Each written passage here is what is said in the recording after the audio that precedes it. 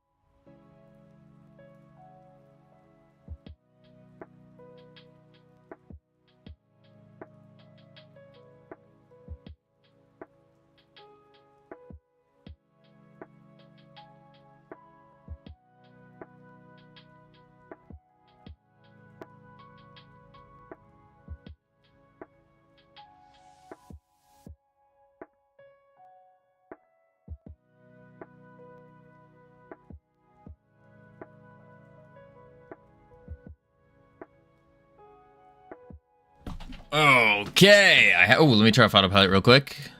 Boom. Whew. I have returned. Welcome back from ads, everyone. Hope they were fun, exciting, entertaining. Words off. Whew. Back to work we go. Whew. Welcome back, Covino. Thank you, Lizard. Thank you. All right. We did get 44 errors. Oh, it's because it disconnected, and then it was like, oh, what's going on? Literally finish your game. Literally publish it right now. No. It's not finished. No. There's a lot of UI errors. Not errors, but like UI feedback things that can cause problems. So for example, we go to host. Start should not be visible. If we go, actually, let's host. Ooh, there we go. If we're a host, we need to disconnect, or else we're just going to keep reconnecting. All right. So we need to kill the server if we are the host. So main menu, and then multi-back button pressed. And then we say, if peer, we need to say elif multiplayer dot is server, and then multiplayer dot multi-peer dot disconnect. No, dot close. I think there's some other way of doing that though.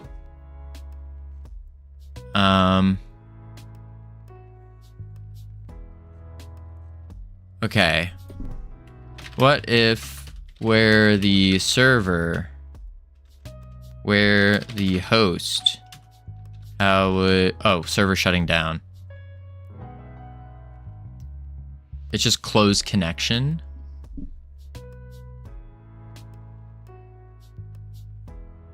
Oh. But it's not peer.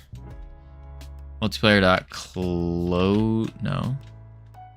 Multiplayer dot multiplayer peer dot close. I guess close again, right?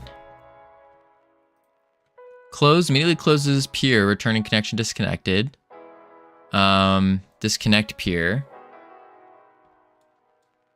I guess that's what we do. That wasn't a suggestion, that was a threat. Listen, I don't negotiate with no terrorists here. Boom, boom, boom, boom, boom. Nuts. All right, that didn't work.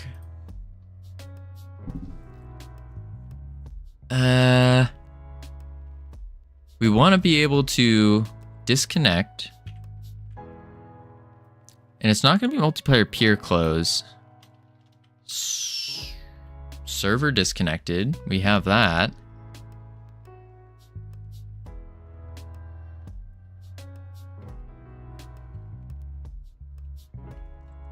Is server.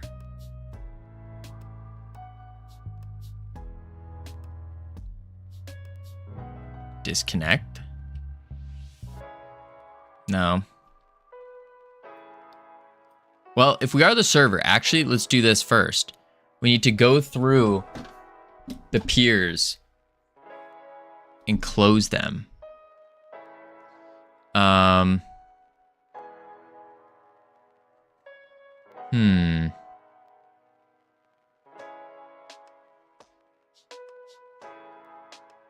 So if we are the server,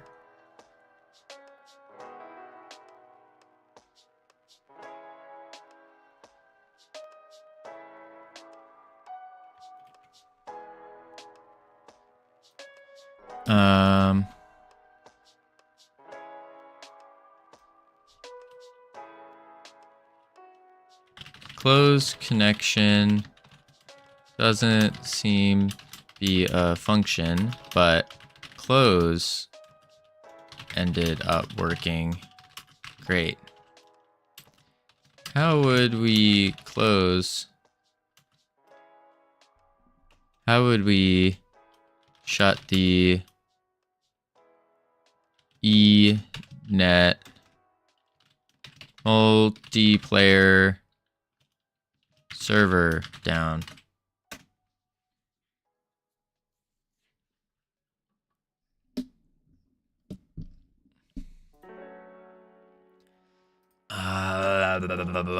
Multiplayer, mode authority, peer dot. But we don't want to say close. When we're doing the server, create client. So we should be able to say peer dot close client, right? Covino, can you move a bit? Yeah, I'll move. What do you mean? What do you mean move?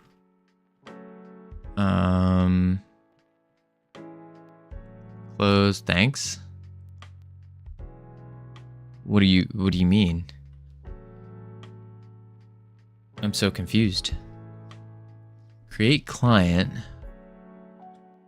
If we do pure close, you're statuing? Oh, I'm just like hyper focused. Sorry.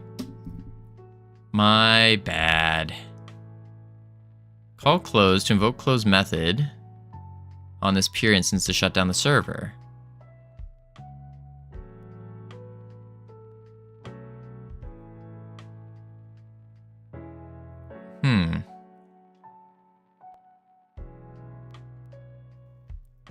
Want to check if my stream was stuck. No, I was just hyper locked in. When I get super locked in, I go dead silent. I'm like in the zone, full tunnel vision. Like literally my peripheral goes away and it's just like, I don't see anything on the sides. And then I'm just, boom, dead silent.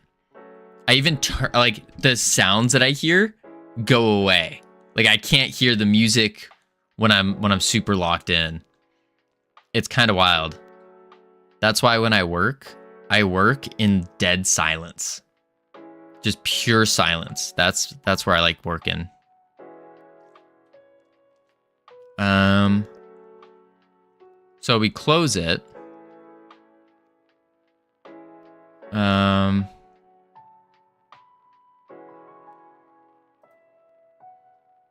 Here, close. Okay, I'm back. What? Just Covino, fancy meeting you here. I heart funny boys. Fancy meeting you here.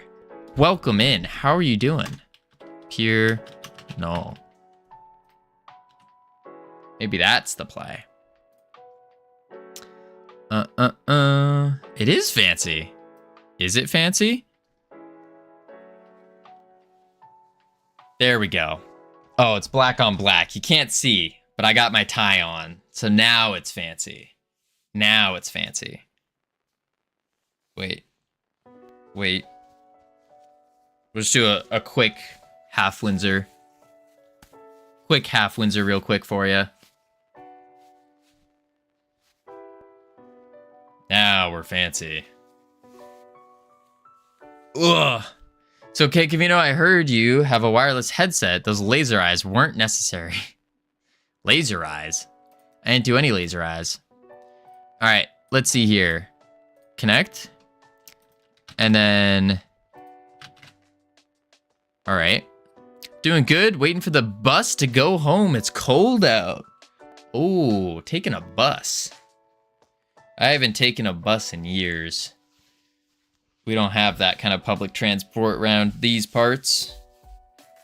Whoa. But it's actually kind of nice out today. I went outside a little bit, just with my dog.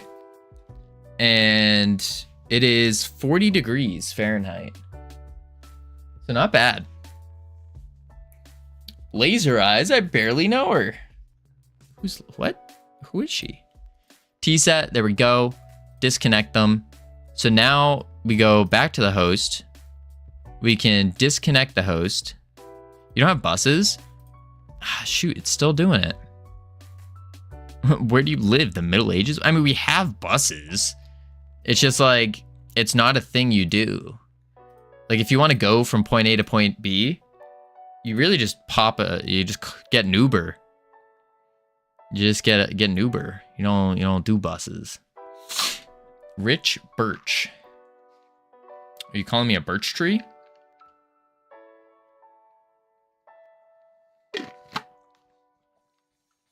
Saw buses and trains here. Ah, that makes sense. I will be taking a train to GodotCon though. I'll take the train to GodotCon. It's gonna be very awkward, but I'm gonna do it. Ooh, that's fancy. No, it isn't. No, it isn't. It's really crappy actually. I'd much rather drive, but I don't have a car. Wait, America has a functioning rail network? Yeah. Yeah. It functions. We got one. Huh.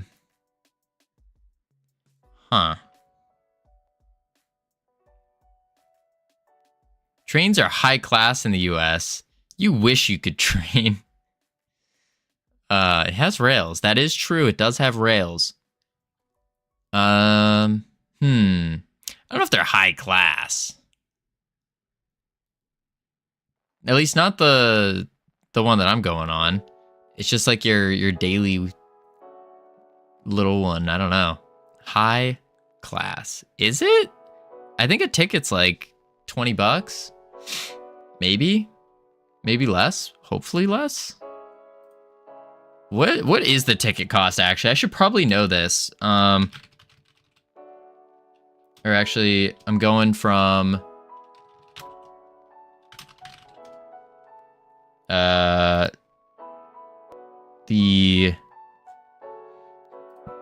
what is it called? I think it's this thing. The commuter rail. Yeah. The commuter rail. It's a train, all right. I don't see the cost though. Daily boardings have been like 17,000, 8,000, 4,000, 11,000. Stations. What is the ETA cost? $10. Oh, dope. It's like $10. Sweet. They're like $200 plus. No, it's $10. We're not going to a high track, like a high class one. It's $3 here. That makes sense. Hypno made me pay 14 euros to take a train. Wait, what? Why did he? What do you mean? Hypno forced you to take a train? I think you're just blaming things on Hypno. Only trains I've seen have been for cargo. Ah. Yeah, I didn't make anyone do anything. Exactly.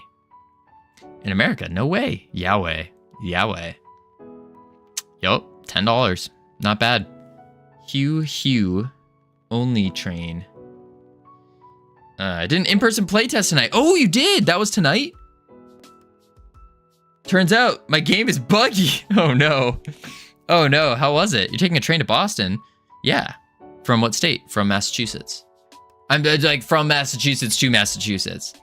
It's just because I don't have a car. And so just boop, boop. Yahweh. No religious talk, Covino. You spelled it wrong. People were gathered around watching, which was nice. That's super cool. What were the biggest bugs you saw? Were they like game breaking? Seem to enjoy it. That's good. In Australia, they just hop on a wallaby. Don't need no trains. On a wallaby, no. They hop on kangaroos. Wallabies are too small. Wallabies are way too small. You'll break the things.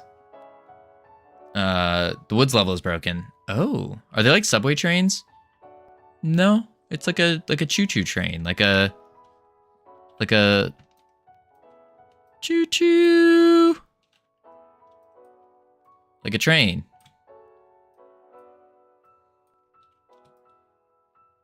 A train.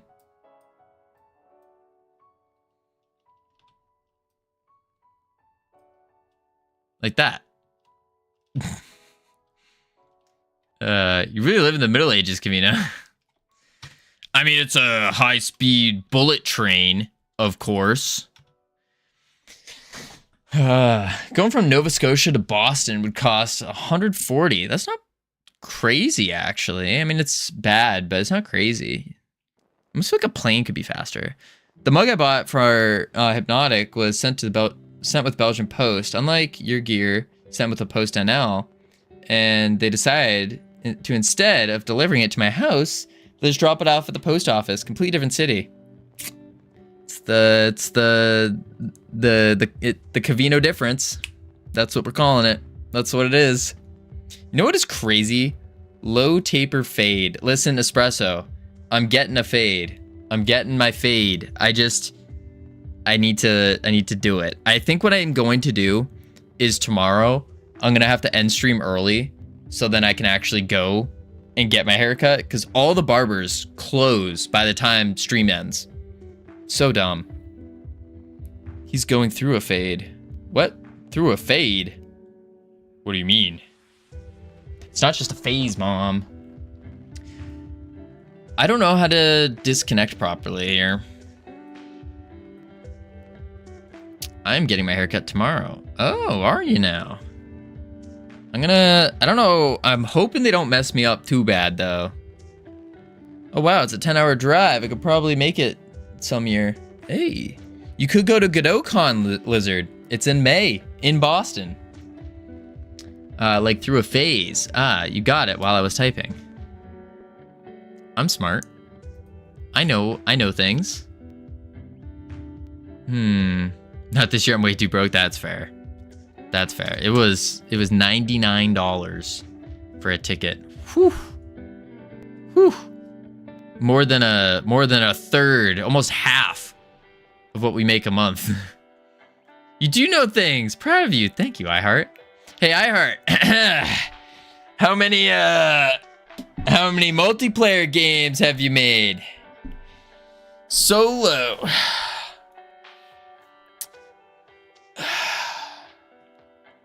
Yeah, no biggie or anything. I could teach you a thing or two if you want, little buddy. Cause you know I'm all right, Karen. I didn't need to, Karen. 3 and counting. I didn't need to like just give me this win. Give me the win.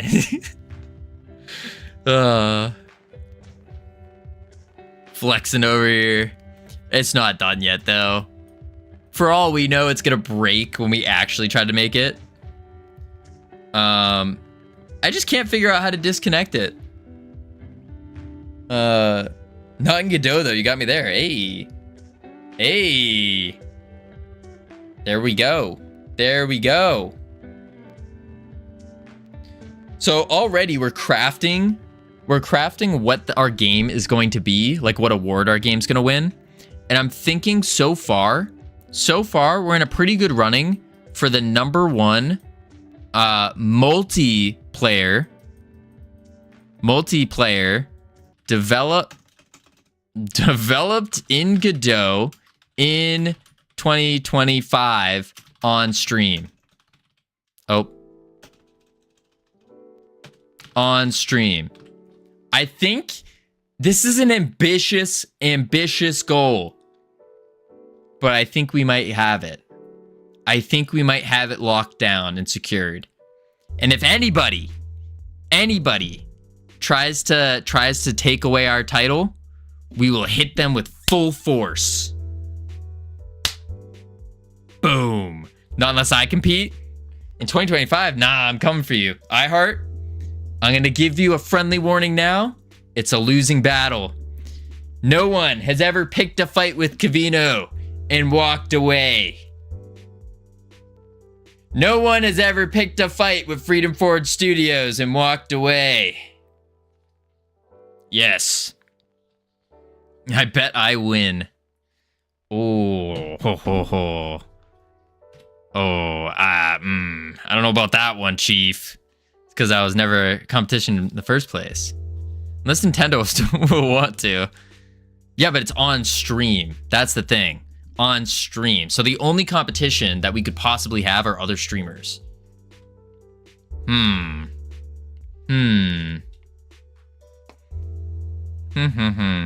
I was cold. I was in the cold until I got my Freedom Forge Studios hoodie.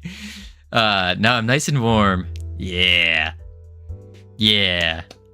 I just made the mistake of not wearing my FFS hoodie tonight. Oh no. Oh, if you wore that, whew, the amount of people swarming would have been like, whoa, you're so cool. How'd you get that? Wow. Whoa. I'm a streamer, mwahaha, and I've been streaming my game dev. Are you a streamer, Lizard? I didn't know that. I didn't know you were streaming. Drop you the follow. Wearing my NASA one like a chump. Chump NASA. What does NASA have on Freedom Forge Studios? Let's be real. I had a stupid idea of getting my own band merch hoodie. Your own band merch hoodie? Do you have a band? Who's NASA? It's no FFS, that's for sure, gamer. Know what it could be? Could be on Disconnect. Could be on Disconnect. I think that's what it is. If multiplayer labels PID label PID. Multiplayer peer disconnected.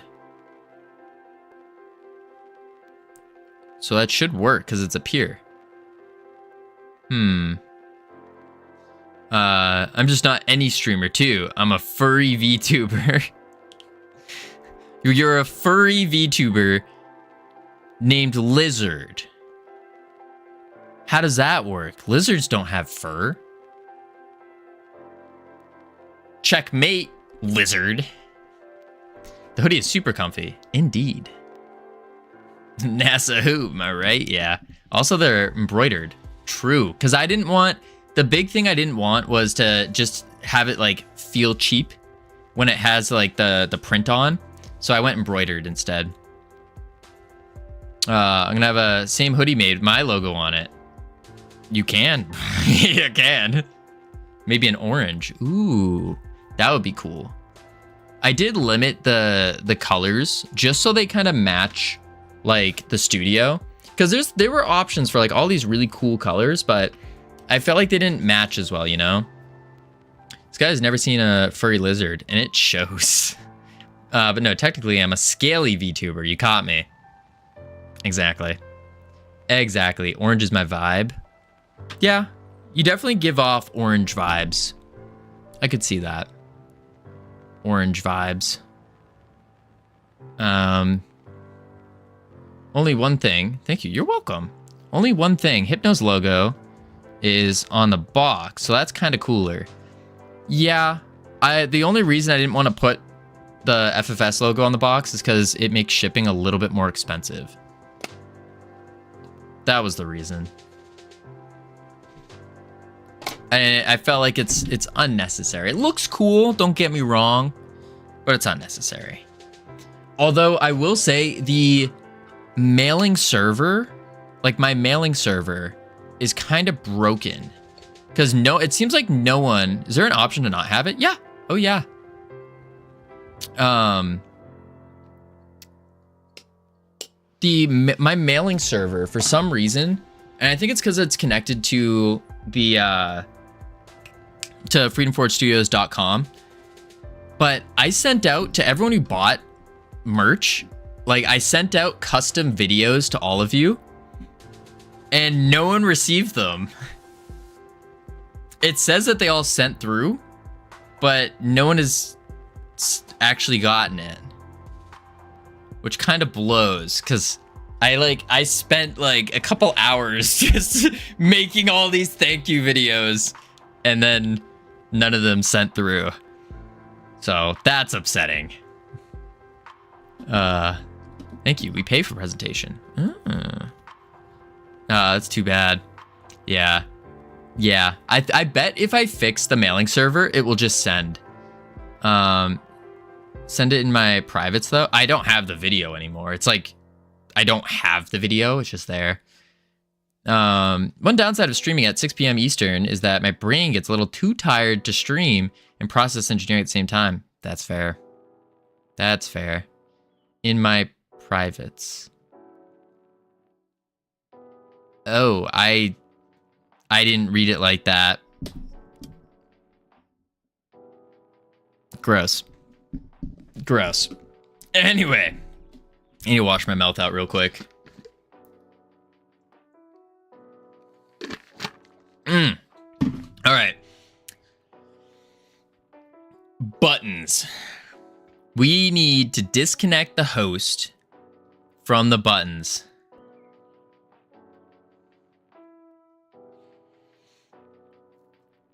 Tricky, why are you the way you are?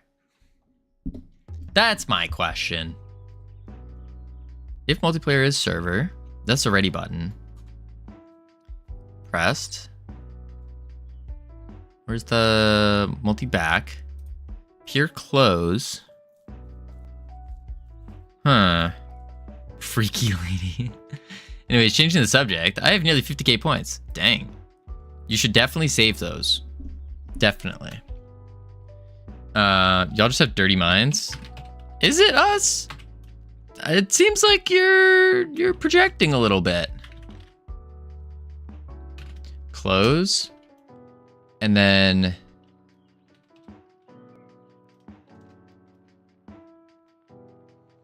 I plead the fifth. You don't have the fifth. Multiplayer dot multi remove user signal? No.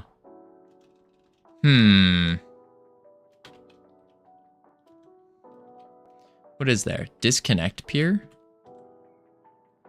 That's for disconnecting. I guess let's try that. Peer 0.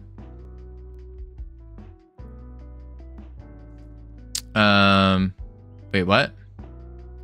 Don't want to break Covino's streak of getting things done, so I'm gonna wait. That streak stopped as soon as I came in. Listen, this seems to be like a common theme recently. I plan out, so before stream every day, I plan out what we're gonna do, and I also have some research in like the back. And the past couple of days, we have been like obliterating what I had planned to do because we just finish it so fast. I don't know how. It's kind of crazy. Okay. That disconnected. Cool. Let's go back. Host. And it still reconnects. Skills, luck, ironic? I don't know. It's like all of them. It's almost as if you're improving. Or because I've been busy this week? Maybe that? Oh man, why do you keep doing this? Let's, on the host button, let's not derailing. Maybe? Nah, because there's a lot of people that derail. Create server, multiplayer peer equals peer, and then on connected.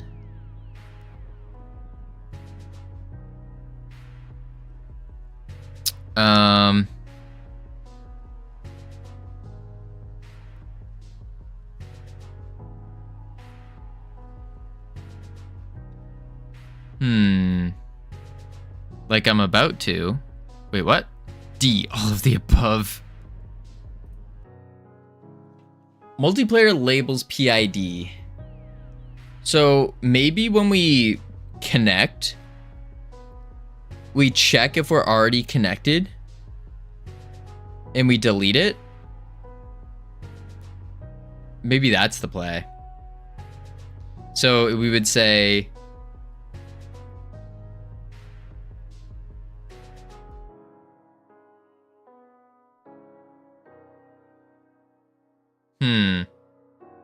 But because it's getting a different PID every time it joins. And then on disconnected, we go through the labels, multiplayer labels, PID. And then for the data within it, if data, multiplayer PID, we erase the data, we break, and we queue free the label. Want to know a secret? Yeah, I love secrets. I have 2 falafel rolls hidden in my coat right now. Keeping them warm until I get home. Oh my. That's interesting. Very interesting.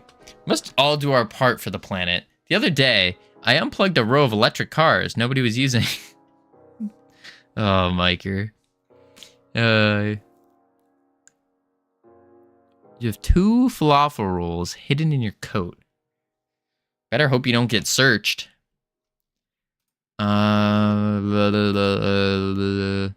do we do this? I still have...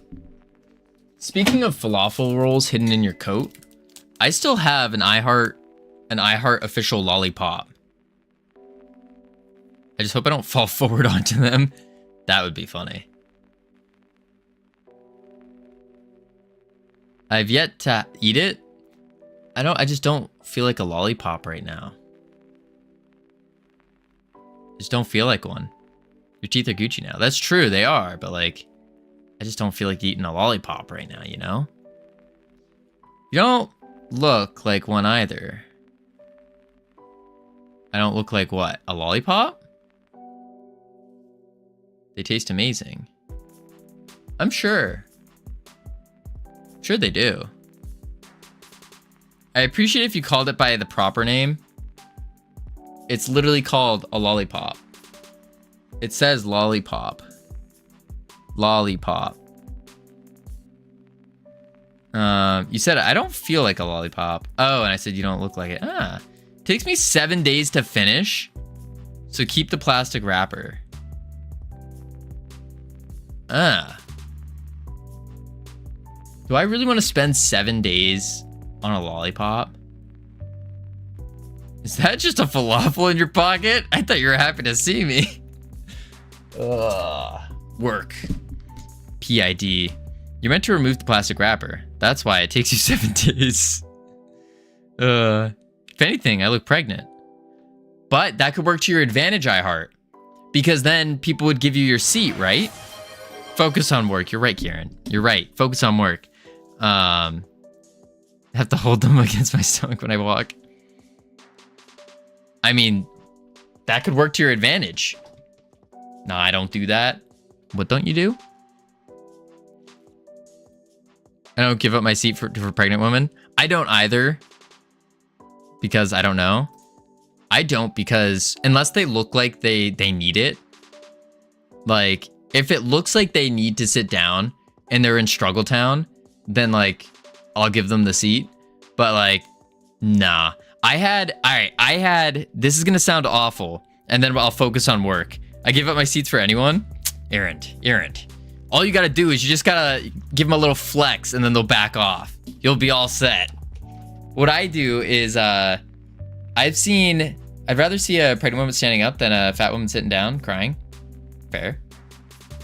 No, I give them like not a dirty look. I just make myself look more intimidating. And then they go, oh, and they just kind of walk away and they don't ask. No. I once had a lady look at me and tell me that I need to offer her my seat. And I said, word for word, I looked at her and I go, I think you could use the standing up. And then went back to looking at my phone. I was not having a good day. Not having a good day at all. But yeah, she was not happy with me and immediately left. We weren't even on a train or anything, by the way. This was just in like a doctor's office. I was not having a good day. Covino's such a bully. That's terrible. Bad person, Covino. This was during my depression days when I had to go to like I had to go to therapy and go to the doctor to get medication prescribed to me. I was not having a good day. I was just sitting there hating the world, and it was good. It was pretty funny though. Pretty funny story. But you laugh about it now. Exactly. It's funny. I put my bag on the seat next to me so no one sits next to me. Oh, that's dirty. That's dirty. I moved people's bags for them. They obviously accidentally left it on the next seat. The meanest thing I did was asking a fat girl that was running if she wanted a ride. That is just evil. No, you need to be encouraging. What I would do when I drove by someone who was like, you could see them visibly struggling with their cardio, I would cheer them on as I'm driving by. I'd be like, you got this, yeah! I like doing that. Because then they feel really awkward, but at the same time, they kind of feel that like jolt of energy, like they have to. It's good. Disconnect. PID. I don't know why this doesn't work. What if we print it? Let's just print peer. I used to catch the train in the local deaf schools on the way home. Each day, the kids would get on the train, pick on the passengers to each other and sign. It was fun watching them do it. Then one day, they mentioned me. And should have seen the shock when I answered and signed. That's perfect. That's hilarious. I love that. When someone doesn't realize you speak the same language that they do, and you just boom. That's the worst. You are dark, Covino today. Wait, what did I do? Don't cheer? What do you mean don't cheer? That's the worst. I'm cheering them on. I'm like, yeah, you got this. That's good. Nah, man, fat people shouldn't be running. They better fix their diet first because they're going to destroy their knees and ankles. Go for swim sports if you're morbidly obese. I mean, listen. Something is better than nothing. That's what I would say. Something better than nothing. Test. Rest. Best. All right.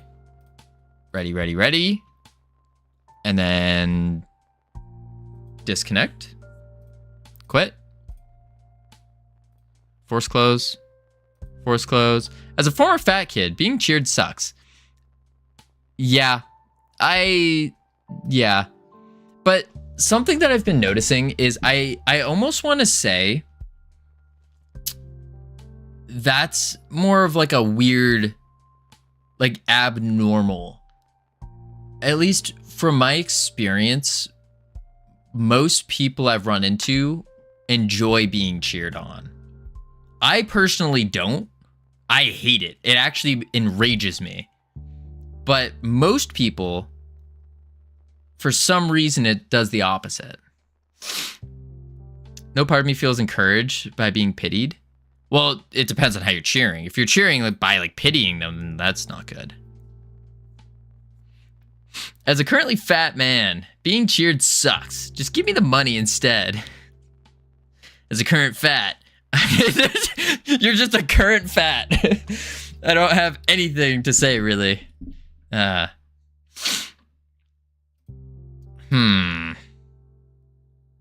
not disconnecting. Wait, so I shouldn't say, let's go. I shouldn't go, let's go, Covino, keep it up? Absolutely. I hate it. I don't like it. Love that you are a current fat. Is this music going?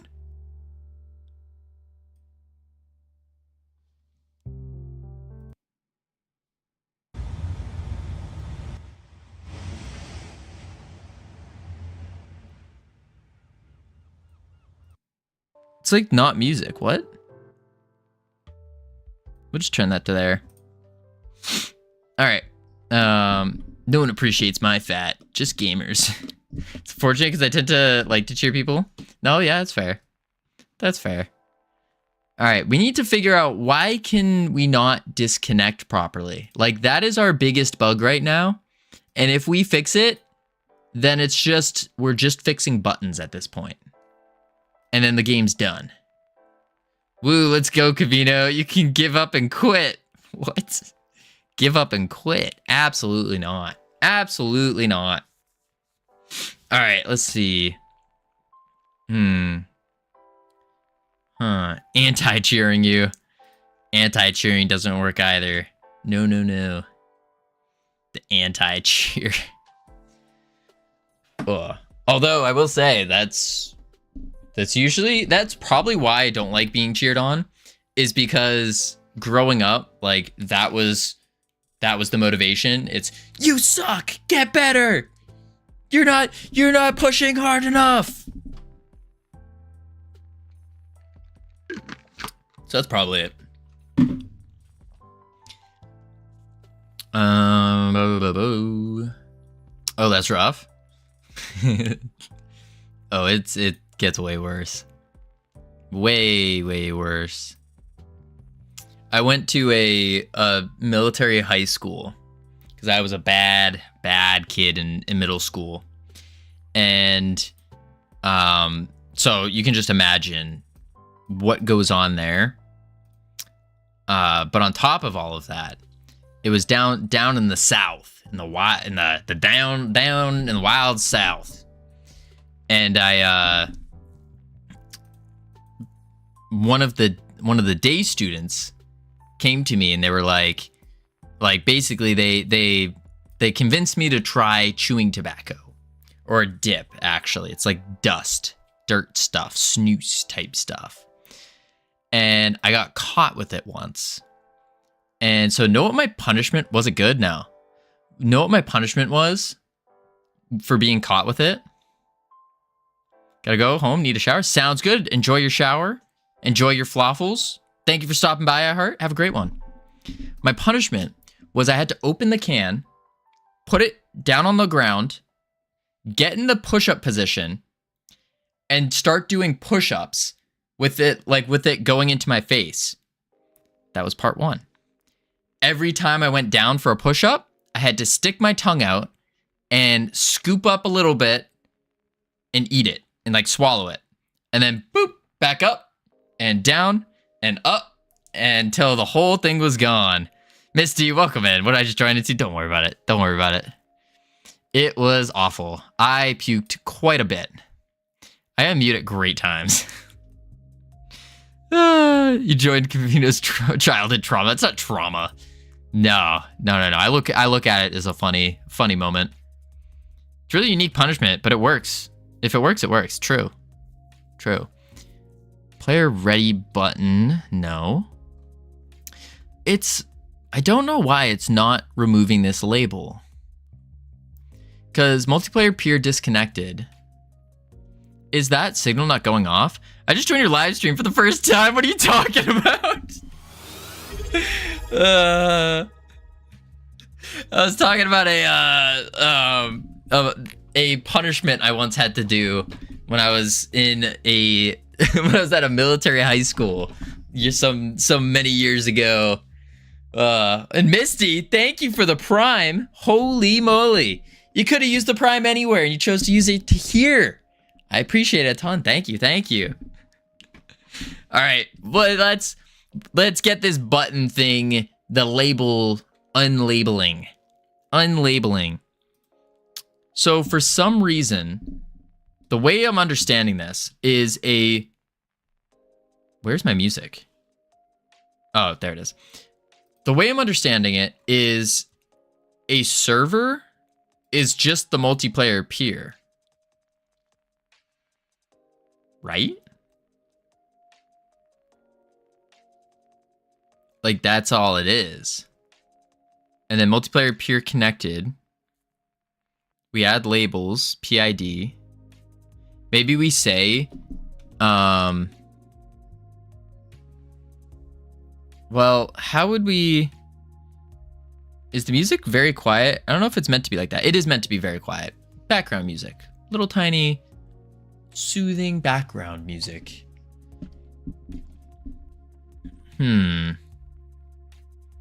Multiplayer labels, PID. So I wonder if we could go through it, but the problem is I think we're getting a different PID every time. I can't even hear it. It's pretty quiet. Oh, maybe it's too quiet. There we go. That should be better. That's a better multiplayer host. Why did that not print? Close, close. Output. Oh, I deleted the print, didn't I? What a dummy. Host? Yeah. Host is connected. And let's do this. Let's do print PID. Now we hit play. Anyway, do you have background experience of computer science or something similar? So, what is it? Civic skill? Zic skill? Skill? I started game dev 8 months ago with 0 programming experience and 0 game dev knowledge or experience. So literally nothing. Now you can say I had a little bit from like years ago, but I basically forgot about it. 6 skill. That's what I thought. I said Civic. I'm thinking of a rogue from WoW. Do you have any degrees? Me? No, I was kicked out of college. Kicked out of university. Boom. Kicked out. Kicked out. Interesting. That's not even... Huh. Let's do... Here, maybe? Print... Peer? Drag to the curb. How? If you don't mind answering, of course not. I've said it multiple times on stream, but basically what happened was let me think about how to make it short enough. Everyone has a hard time reading my name. In my head, it sounded IC skill. Oh, I see skill. I get it. I get it. That's cool. I see. But basically, do high school degrees there have any course specific things? No, it's all gen ed. So the way I got kicked out was I basically, in short, I got involved with every computer club, everything relating to computer. Mr. Jackie Codes. Hello and welcome. Your rapping skills suck. I think you might have just dropped a puck because we're playing hockey right now and I'm about to give you the wapow. Get wrecked. Welcome in, everyone. For those of you who don't know, your rapping skills are acceptable. Thank you, Biley. Thank you. Someone with a brain. Please stop. What do you mean? What do you mean? Welcome in, everybody. For those who don't know me, my name's Covino. Hello. We're making a game here, and y'all came at a beautiful moment, because check this out. So, for those who don't know, I started game dev about 8 months ago with 0 programming experience, 0 game dev experience, 0 everything. Look at Jackie getting chatters in trouble. With 0 programming experience, 0 game dev experience, all that stuff. And we released our first game, which is the #1 free 3D mobile game with complex mechanics developed in Godot in 2024/2025 called Realm Rapture. It's going to be available on iOS and the Google Play Store in 2 weeks, hopefully, whenever Google and Apple approve of it. So, we're working on our second game here. Our second game. What up, Solar? How you doing? Our second game here is, it's a mini game. It's a mini game. So, wait, game. I'm a good streamer. Boom. Game. basically think Mario Party, but surrounding lifeguards. Surrounding lifeguards. Because I myself am a lifeguard instructor. I'm letting that expire though. But I thought I would combine some things in. Bada bing, bada boom. And so we made a little mini game. So like Baywatch Mario Party. Kinda, something like that. And so what we're doing here, sharks eating people. Actually, yes. That's one of the mini games that we have planned. One of them. You're a lifeguard instructor? Why haven't you mentioned that? I've mentioned it a lot of times, Savage. I'm a lifeguard instructor. I'm a CPR first aid, CPR AED for the professional rescuer instructor. I'm a first aid instructor. I'm an aquatics instructor.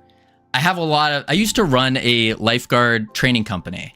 And so I'd go around and train people in stuff.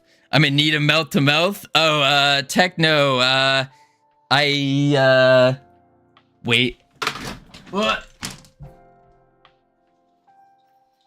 I got some bad news for you. I don't perform mouth to mouth. I'm dead, gotta go. Appreciate it, Jackie. You're streaming crazy late. Go get your rest. Have a great one. Whew. Now we have to wait a couple seconds. For those of you who don't know, Jackie once challenged me to a rap battle, and I'll admit it. I fumbled the ball a little bit, but I got good news. I've been practicing in the shower for the past month or so. Every time I go in the shower, I'm practicing different beats. Diss track dropping soon. Techno. Maybe. Although I wrote out a rap, and it was so like, it was so evil that I was like, I can't do this. Like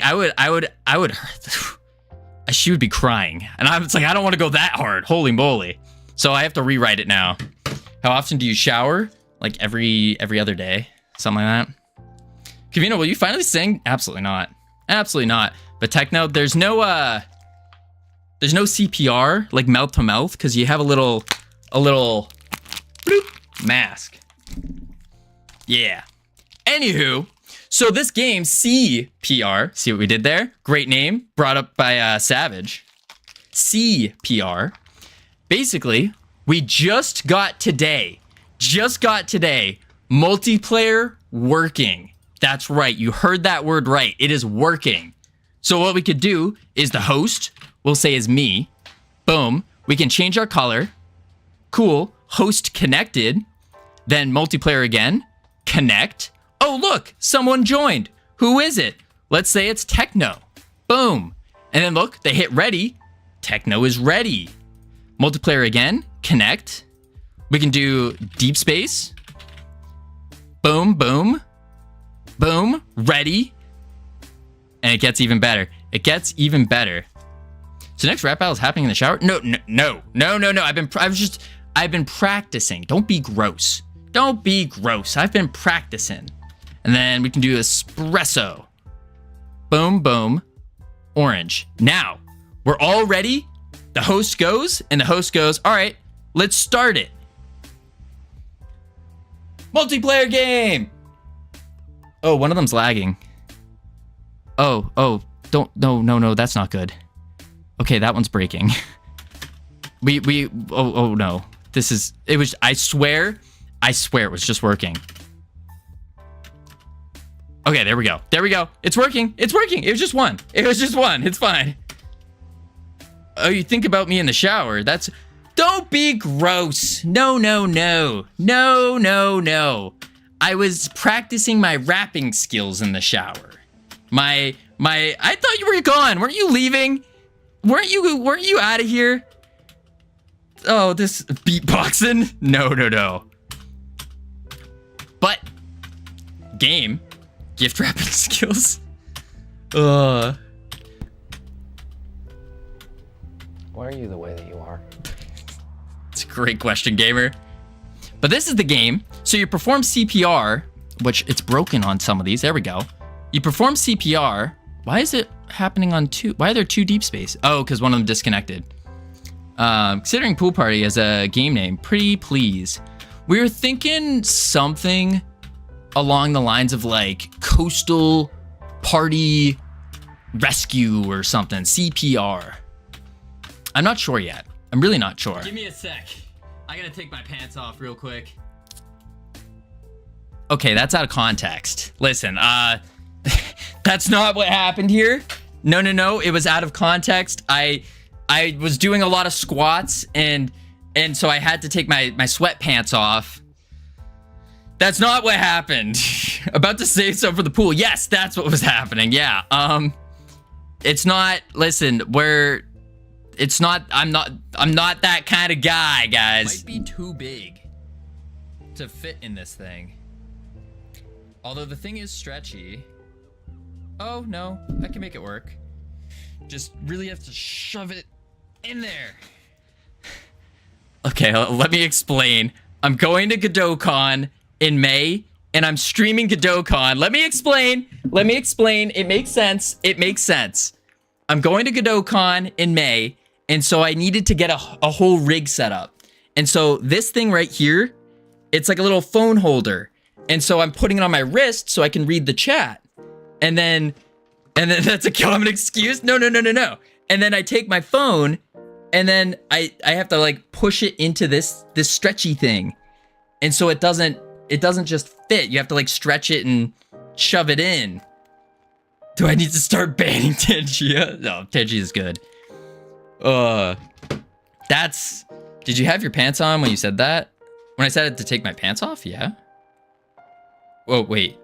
But this thing? Yeah. No, I had pants on. We're good. All right, we're here for game dev, folks. That's what we're here for. Let's do it. So what we're trying to do is we're trying to get our host to properly disconnect from multiplayer. Properly disconnect. Techno, thank you for the follow. Welcome to the team. You now have access to the immaculate team emotes that you can use to welcome people to the team. Boom. Gotta run, GG's. Appreciate it. Have a great one. So we have the host here. And if we disconnect and then we re-host, it's still saved our prior stuff, which isn't ideal. We need to fix that. I don't know how. It's something to do with the label and our peer ID, which is here at the bottom. Could you not just clear the save? You need to fix the player list too. True. Just clean it up on clicking back. So when we click back, oh my lord, there's so many. There we go. All the clients had different players. This is just a hard-coded label. Is it a hard-coded label? No. It's just the label is just the PID is connected. Oh, host was hard-coded, wasn't it?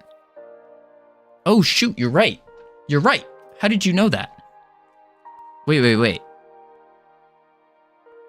No? Yes? Oh. No? Where is it?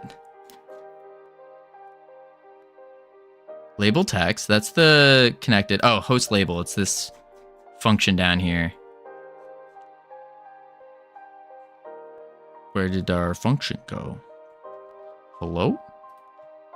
Oh, there it is. It's above. Ah, readylabel.text host. Okay. And then we say, I don't remember your code better than you do. Generic, listen, we got multiplayer going.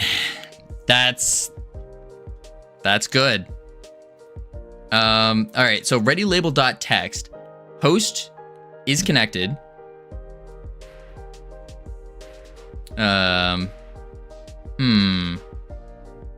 Just clear the ready grid. Oh, would that work? So on, where's the back button? Multi-back button pressed.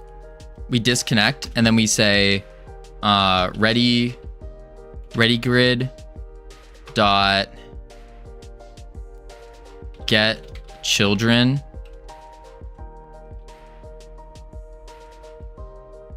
You can't just do a Q free off that.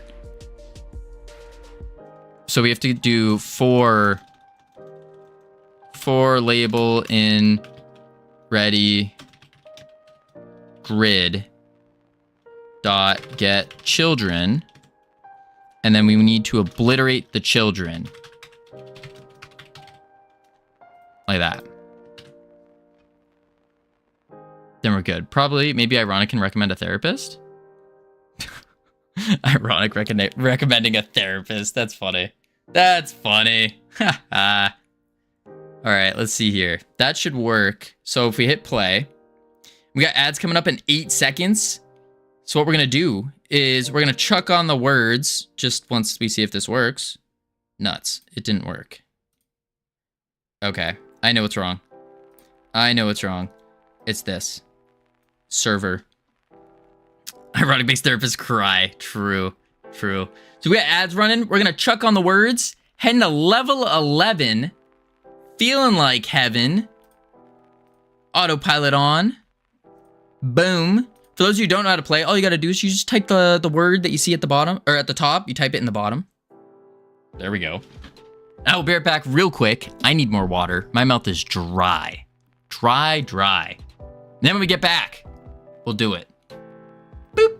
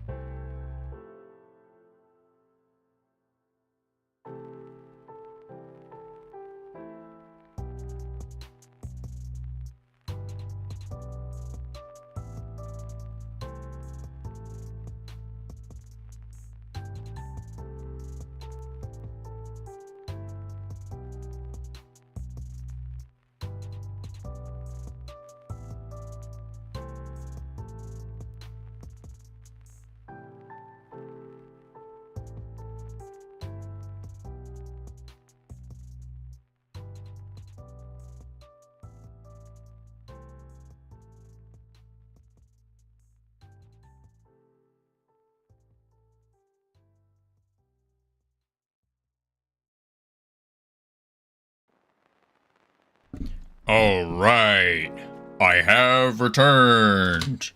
Woo! Yay, Covino, welcome back. Wow, we missed you so much. Wow. All right. Ugh. Let me turn off autopilot here. We'll finish out the words. Bounce, bounce, down. Bounce, bounce, down. Bounce, bounce. Welcome back from ads, everyone. Hope they were fun, exciting, entertaining. All the things. We're going to finish out this quick level of the words. And we're getting back to it. Getting back to it. Because I think I figured out the issue of why it's not working the way we want it to. I think. P is probably fake.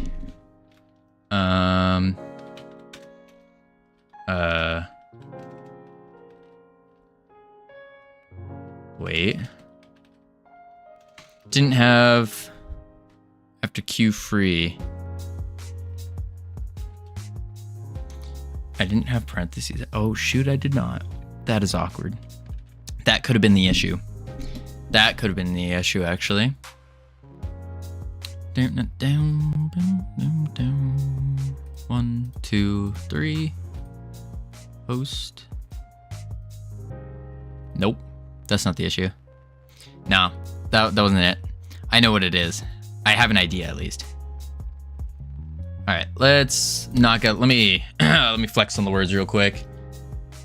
Oh, easy.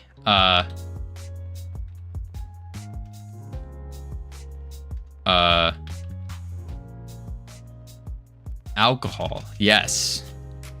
Yes. Yikes.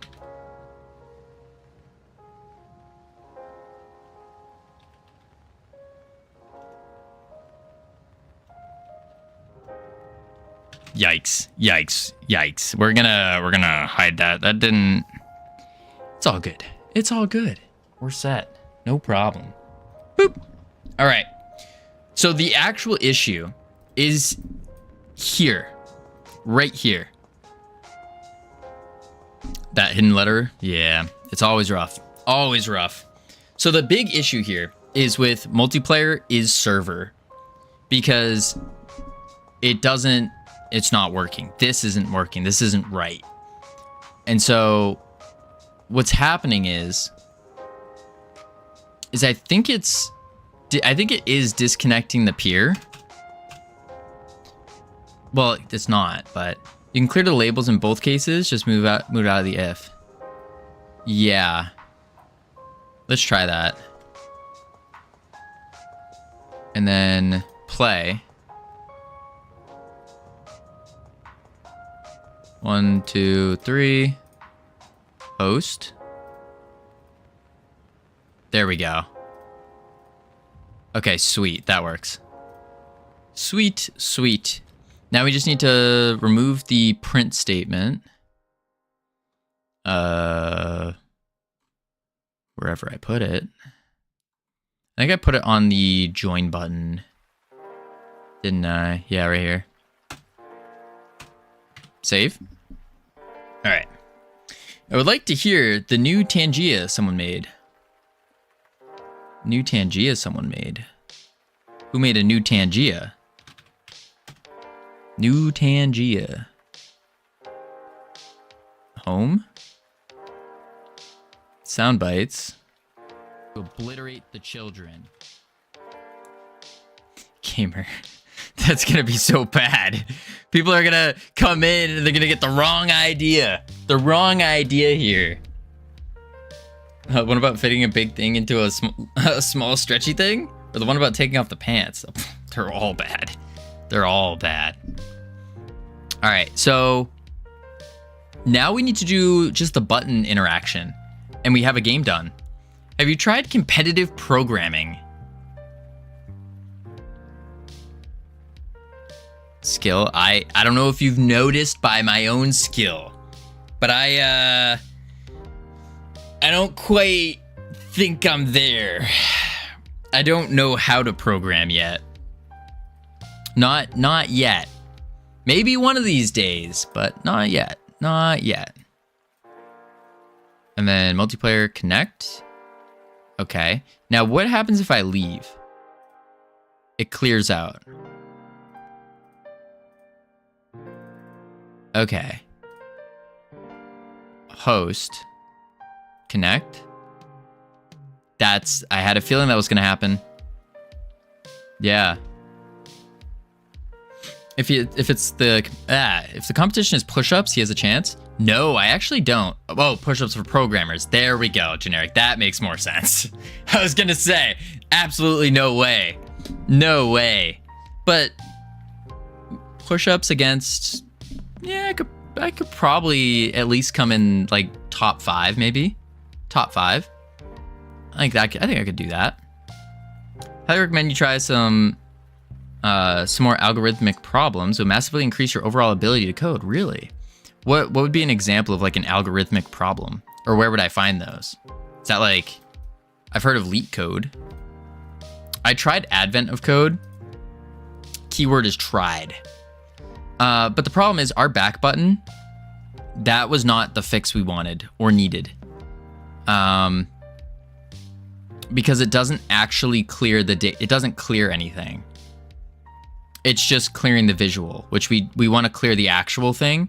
And by clearing the actual thing, it clears the visual. So if I go to host here and then I join, look at that. It joins with the previous numbers because the array is still full. So what we could say is clear the, yeah, we could clear it. Because we do queue free the label here for our peers. But the confusing part is, when you create a server, isn't the host technically a peer in Godot? Or is the host something different? Because if I hope the host is something different. Host is also a peer. Right, but wouldn't that mean that all of this would work? But it didn't.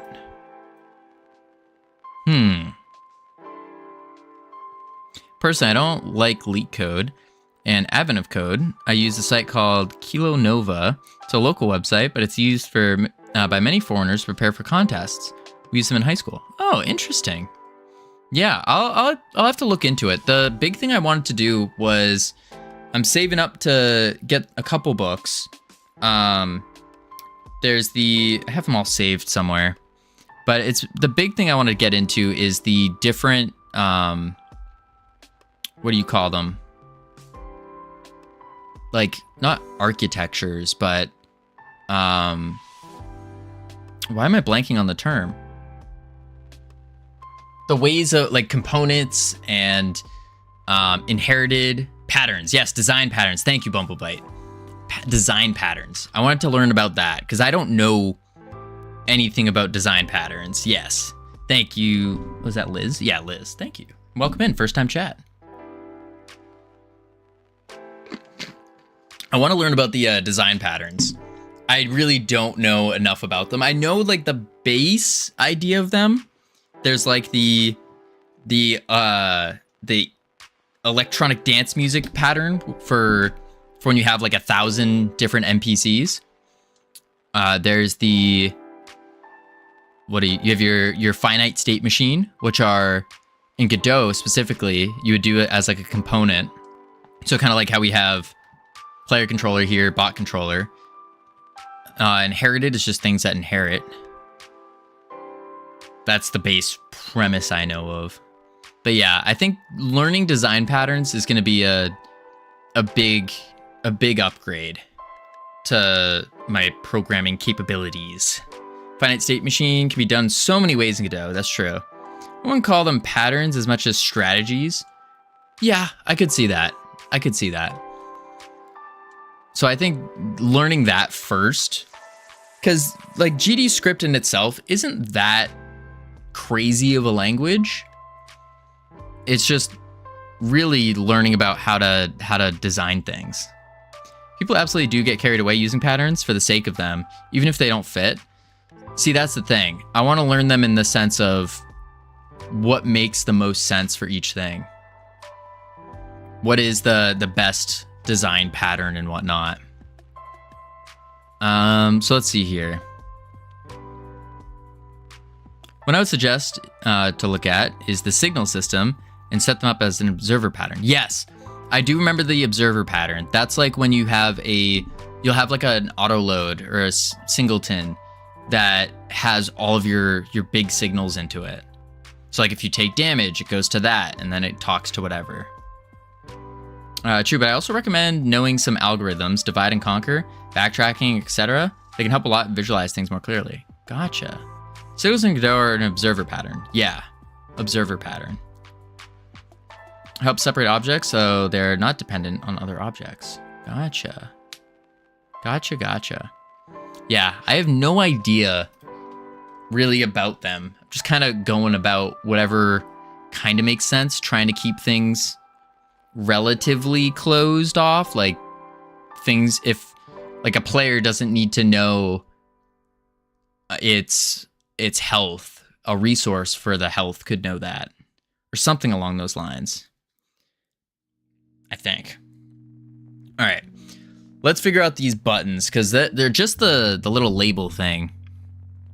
So we have connected. When the peer gets disconnected, it goes through and deletes its thing. But when the host peer is disconnected, it's not doing this. It's probably because the host is gone, right? So we need to say on the back button, on multi-back. So if the multiplayer is server, it's the other way. The resource of the help doesn't need to know anything about the player. Yes, sorry, that's what it is. For example, player gets hit, raises a signal that it was hit. HUD receives the signal to update the HUD. The health component receives the same signal to update health.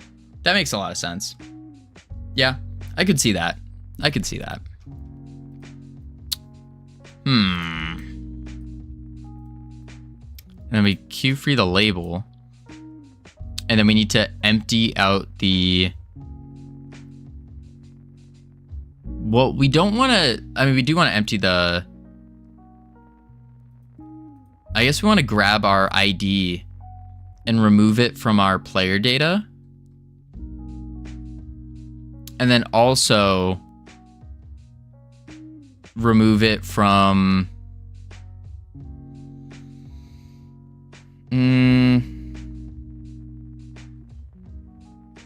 from something else. Why not clear the whole player data? Because what happens... Well, I guess this is if the server leaves. Yeah, that makes sense. Game manager dot player data equals blank. But we also need to clear out the... Not just this, we need to clear out the... we had another array of IDs, didn't we? Multiplayer labels. And so, multiplayer labels, I guess we just clear that out as well. Multiplayer labels. It's a dictionary though. So you can't just clear out a dictionary like that, can you? I guess you can. Hello, Aaron. How you doing? Aaron the Goofy. Welcome in. First time chat. Let's see if this does anything. Oh, wait. And then... I'm good, and you? Doing pretty good. Getting a crap load of stuff done. More than I anticipated for today, honestly. We're kind of kicking butt taking names. Darky White, thank you for the follow. Welcome to the team. You now have access to the beautiful, the immaculate, and little Carlito, you as well, have access to the beautiful, the immaculate team emotes that you can use to welcome people to the team.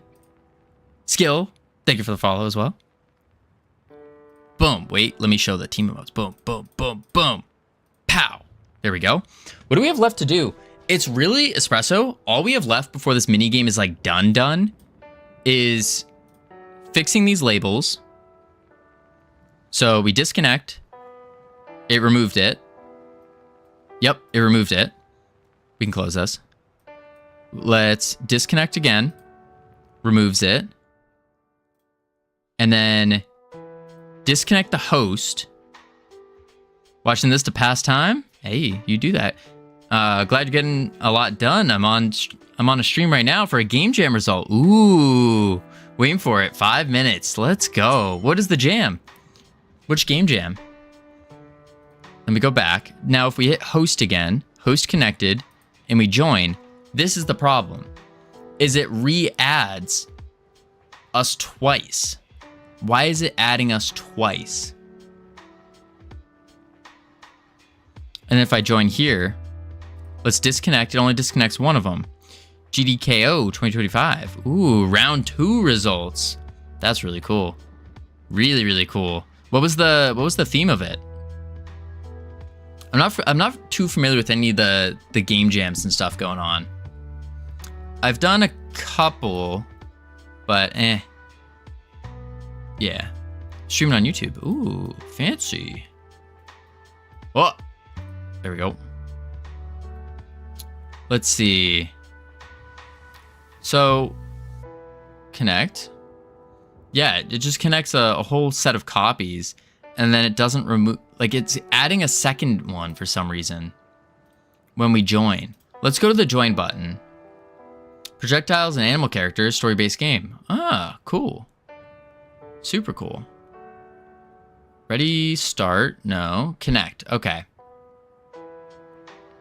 We create the peer, and then we just make a peer. Huh. Okay. And then let's go to our labels. That's on the ready. That's our swap scene. That's the models. That's the ready button. Connect. On peer connected, it creates a label. So when they press connect, then the signal goes off that they were connected.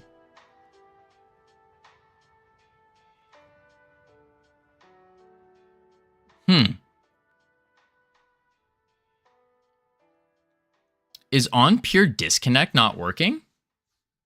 Could that be the... Well, no, it has to be because it's removing one. But then it adds two. I don't see why your script won't work. I don't know yet. That's... Huh. Let's just use two windows. So we have a host. We connect. We disconnect. It removes it. Good. We connect again. Good. Now, if the host disconnects and it rehosts, we press connect and boom, now two appear.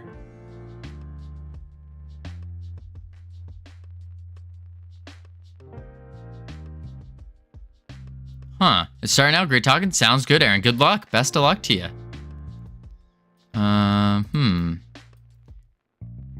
It connects and then boom. Disconnects. How strange. So why is it duplicating? And that removes that one. So it's like keeping the old one for some reason. Or it's duplicating it. I think it's duplicating it. When we rehost. And that's gonna... Yeah, it saves the old one. Huh. It saves the old one.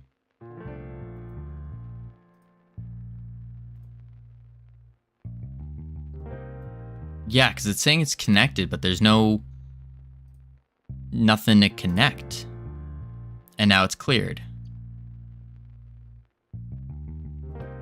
I can't tell if they're actually connected or if it's just a labeling issue.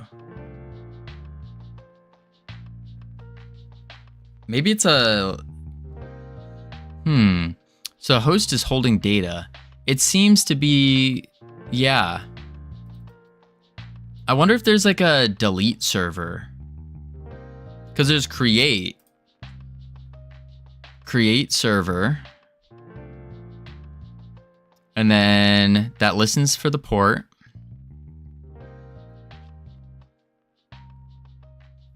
Okay. Create client. Multiplayer peer close. Wait, hang on. Returns okay if a server was created, is already an open connection, in which case you need to call multiplayer peer.close first, or error can't create the server, could not be created. Multiplayer peer close. Maybe that's what we do. Multiplayer peer close. So we go in here, multiplayer peer close.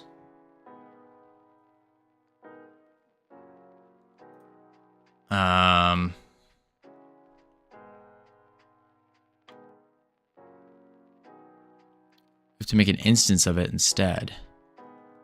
But it said just to do close. Maintains the connection. So what is the thing that is maintaining the connection? Host game, create server, peer dot. So let's try peer, peer dot multiplayer peer close. I think this needs to be lowercase though. Well, we have multiplayer underscore peer. Maybe if we do this, because peer is just multiplayer. The peer is just this. Multiplayer.multiplayer peer. So if we close it first, that way if there is any opening, it just closes.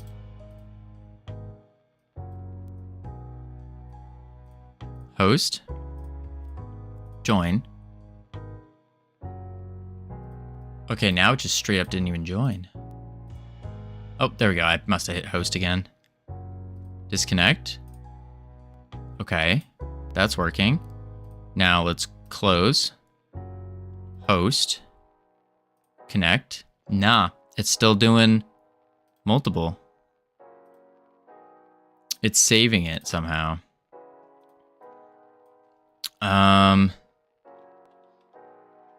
Var check equals multiplayer peer check close. Make an instance instead. Make an instance instead. Oh, wait. Do we need to make a serve? Like, maybe we don't have a serve, like create server isn't a variable, and that's why? So we need to do like var create server instead, and then we can have it. Maybe in the future when we're using Steam servers, will the servers be hosted on Steam? I think so. No. Steam just uses the it's like the Steam pipeline or whatever you want to call it, the spaghetti, and then that you basically go through Steam to connect to someone else's computer, and they just have like their built-in security features and whatnot. So it's still, I think it's still technically peer-to-peer, but it's just safer, I should say, safer. Yeah, so maybe we need to do var server equals.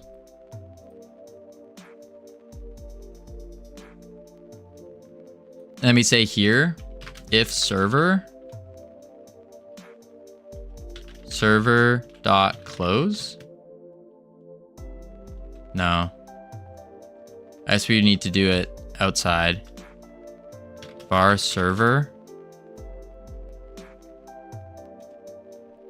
and then if server not null, server close.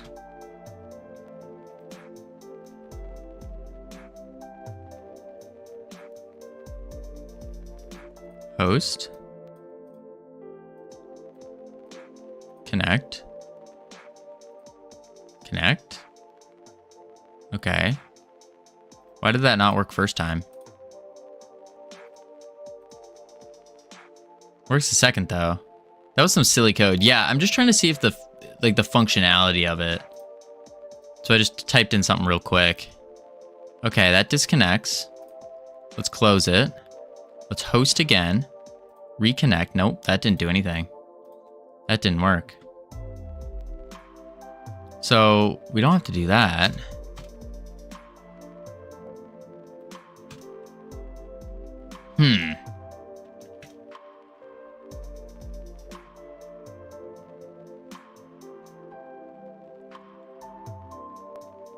I wonder. Ready label.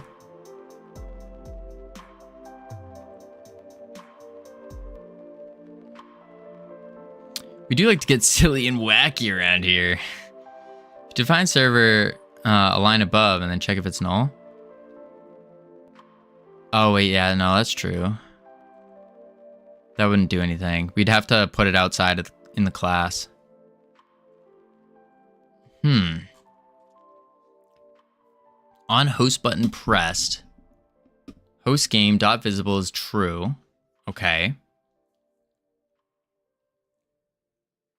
And then we create server.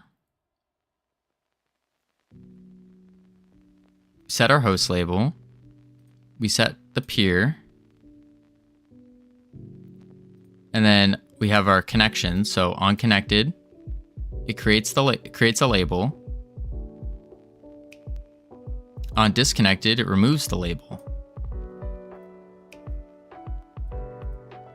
On disconnected, and then we have, it does erase the player data when it disconnects. And then the multiplayer labels.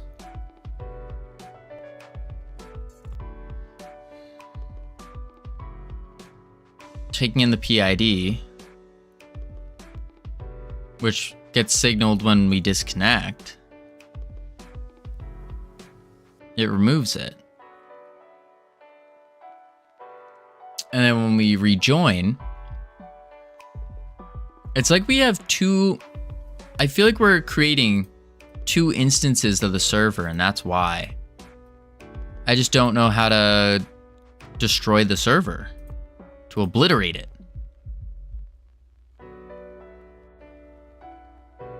Option resets multiplayer system. Shutting down the server. Closes the server and disconnects all clients.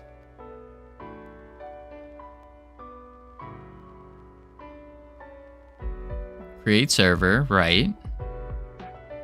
Hypothetically speaking, can I use add to game redeem to put myself in the credits in a special category? Something stupid like ultimate lifeguard. No. No. I mean, chances are we're probably going to just throw everyone in the credits again as well. That's probably what we're going to do. So you'll be in the credits, more than likely. Just won't be in a special category of your own unless you contribute a model or something. But more on that is coming in the future. What is add to game for? You can add a mechanic or a thing, whatever you want, to the game. Do you need to null out the multiplayer peer? No, it's optional, but also when we do peer.close, it didn't work. So if we go to the back here, so we said if it's server, we did close. Maybe if we say peer.close, and then peer null.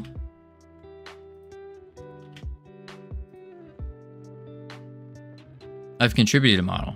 Not a good one. A model that we're using in the game. A model that we're currently using. Then it goes into a whole separate little section. Host, connect. Okay, now it's not working the first connect, but the second connect it works. Does it have to work on my Blender skills? Indeed, indeed. The first connection doesn't work, but the second does. And then we host again, connect, and it brings 2 and removes 1. Huh. You could say I'm a role model. Does that count? Yeah, we could. We'll see. We'll see. We'll see. We're not even close to getting to the credits yet. Not even close. Once we get closer, then we can kind of define what we're gonna do. Because there's other systems being worked on right now, and put into place that I have to figure out how that's gonna work. It's a lot. It's a lot more than what I was hoping, but I knew it was gonna be a lot of work, but it's an extra lot.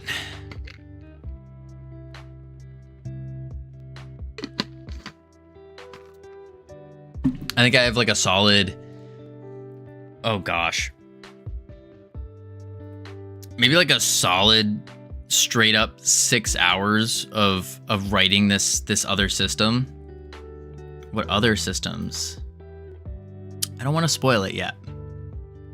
Don't want to spoil it yet.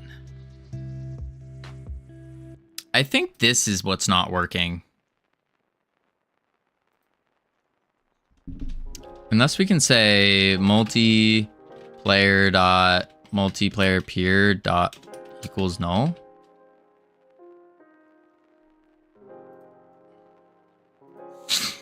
Did you write your own code, Covino? I mean, for other things, yeah, of course. Of course. I had a couple secret projects I was writing up, like actually like programming, but I ended up scrapping them because it was in preparation for the original idea for Project 2. But since that can't happen, I basically had to scrap all of it. Do we get to see the secret projects? Absolutely not. Absolutely not. No. Because you never know. In the future, maybe we'll be able to jump back to it. No clue.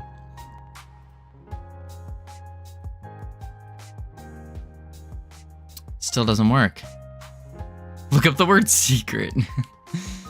Okay. So for the host, it shows 2. And it doesn't even show the host here.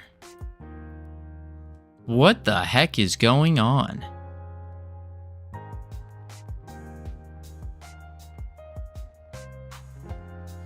You're keeping secrets from us, of course. Of course, gotta have a little excitement here. Duh. Gotta keep y'all on your toes. Get ready, you know? You never know. Something might just immediately appear, and then you'll be like, whoa. Isn't that more exciting than knowing like, oh, it's coming. It's coming. It's coming. Like, nah, you wanna be surprised. You wanna be like, whoa, that's so cool. Wow. That's what we're going for here. That's what we're going for. All right, let's think.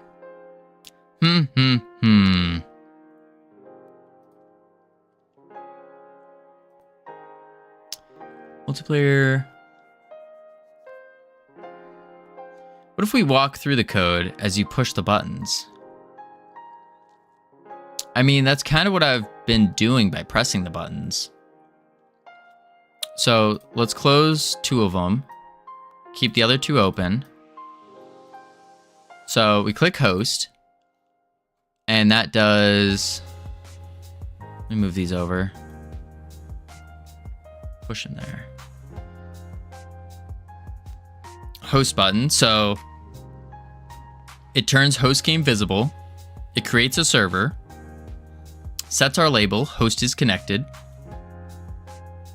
Then we set multiplayer peer. Multiplayer.multiplayer peer is equal to peer. And then we have our connections. Next person hits connect. Nothing happened. On connect button, we say multiplayer peer equals peer. Create client. Connecting to local host. And make it all visible. But that did not connect.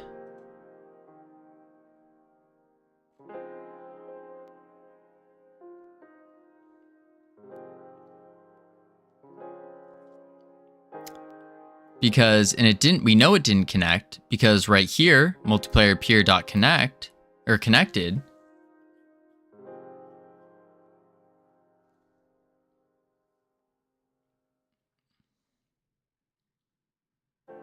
Huh.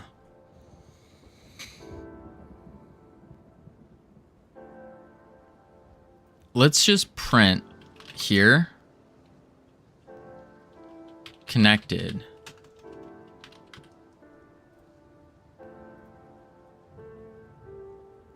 Can you still join the game even though it says you didn't connected? No.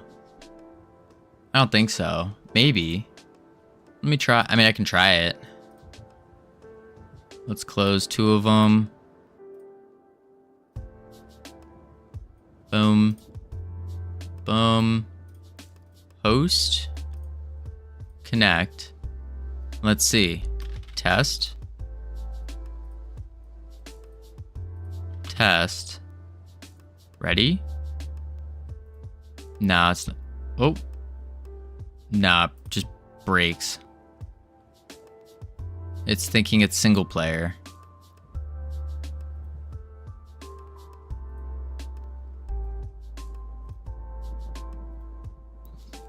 Huh. Yeah, index 2.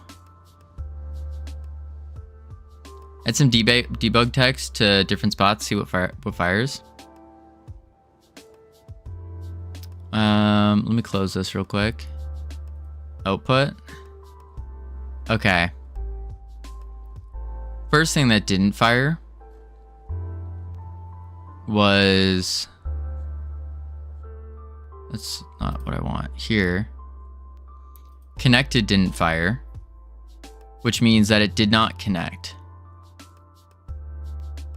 And that's probably because... do you have an FS SVG? I do, kind of. Not really anymore. It's not secretly connecting somehow. No, it's not. Actually, I don't think I have an SVG anymore. Oh, it's in Do Not Delete.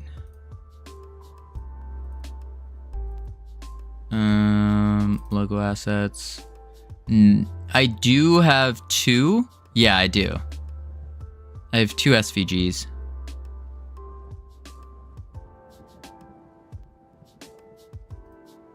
Because I recently bought these pin backings, and I'm thinking of 3D printing an FS pin for my bag. Hey, that's really cool. That would be really cool. All right, I'm here for a minute or two. What's the issue? Could you perchance send me one if you don't mind? I probably could. Yeah, I think I could. You're gonna have to DM me to remind me, because I'm going to forget for sure.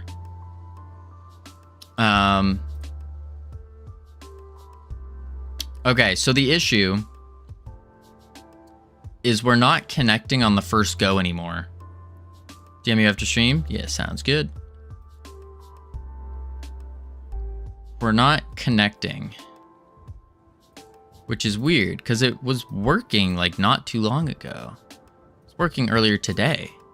We hit connect, it's not connected. We hit connect again, now it is.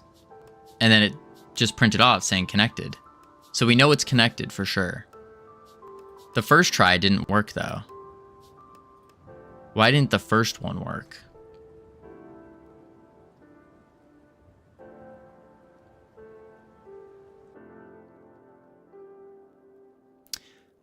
Unconnected button pressed. We're setting multiplayer peer equal to peer. Why? No, we shouldn't be doing that, but we were before. What if I just do that?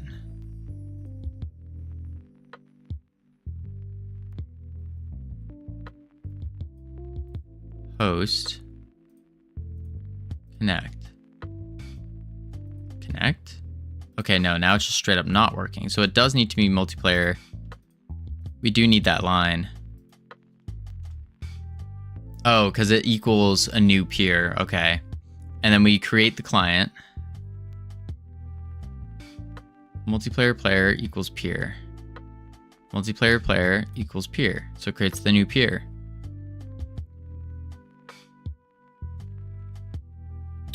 Okay. And then we create client, local host. It's like not connecting for some reason on the first go around.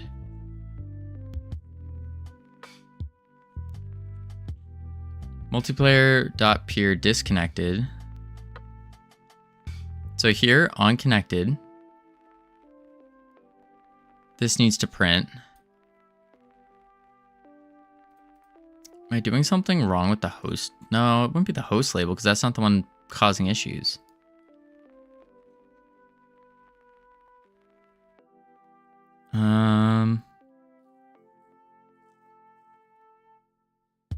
It's on the first time joining. It's just not creating it. Show me the base class name for multiplayer thing you're using. Yeah, one moment. Let me just try one more.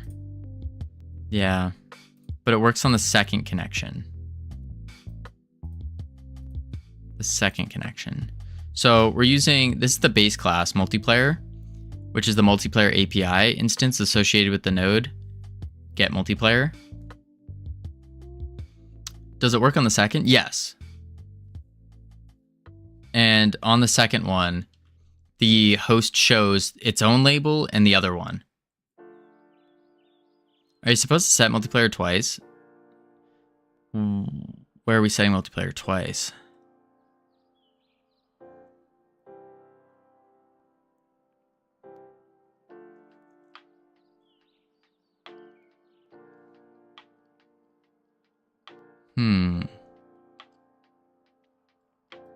Let's try this. It's weird though, because it was working earlier. Like really well.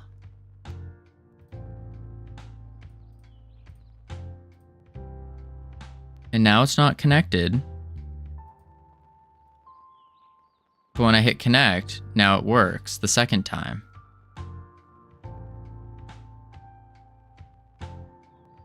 Let's close this one out. Let's try this one. Local host.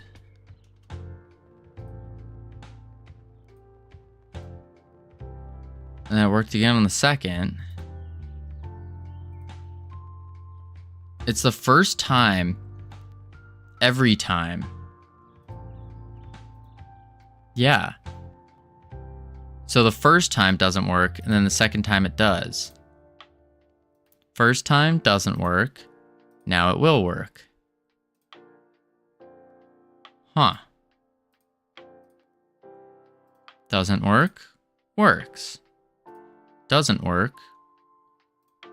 Works.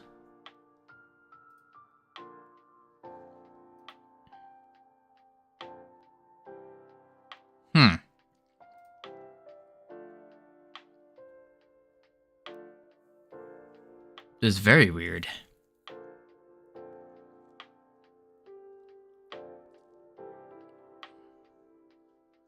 We did get 34 errors. Supplied multiplayer peer must be connecting or connected.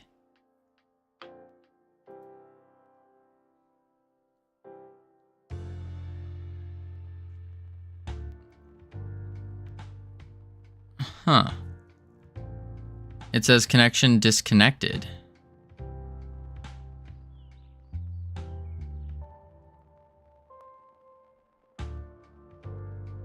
And it says instance is already active. The whole project just delete it? You'd think so, gamer. Yeah, first time it says it must be connected. And then it says no multiplayer peer is assigned, unable to get unique ID.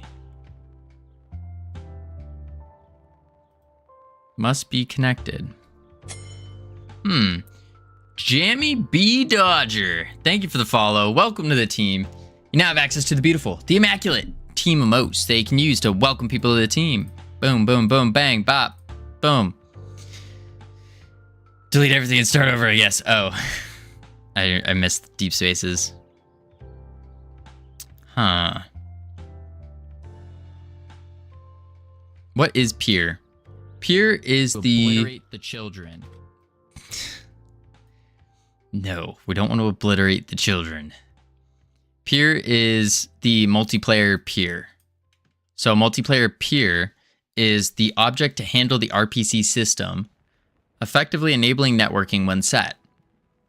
Depending on the peer itself, the multiplayer API will become a network server, check with is server, and set the roots node network mode to authority, or it will become a regular client peer. All child nodes are set to inherit the network mode by default. Handling of network-related events, connection, disconnection, new clients, all done through the signal. You follow means you get trolled. I don't make the rules. Oh my. Do you have anything handling the connection failed signal? No. No, we do not. Not yet. I was planning on putting in like a little pop-up that says like connection failed. But that's more of like a nicety thing, I thought.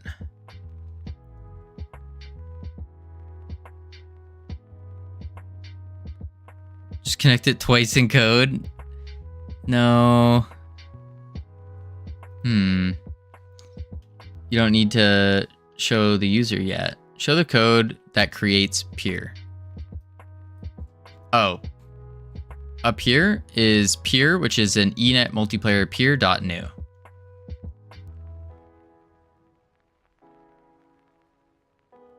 Just use it to find out what's going on. True. Multiplayer implementation passed through the API after being initialized as either a client, server, or mesh. You should create a new one on each connection? Maybe.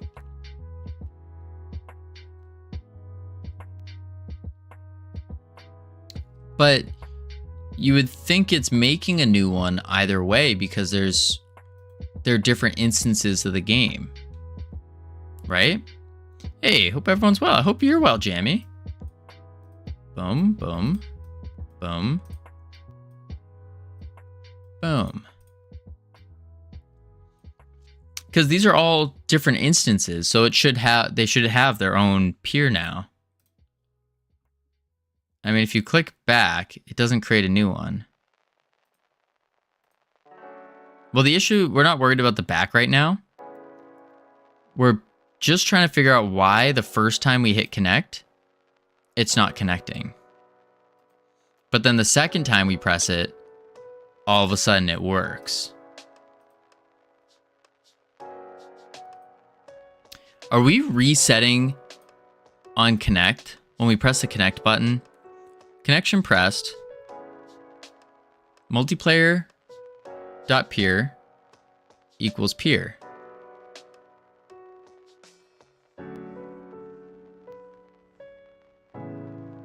Huh.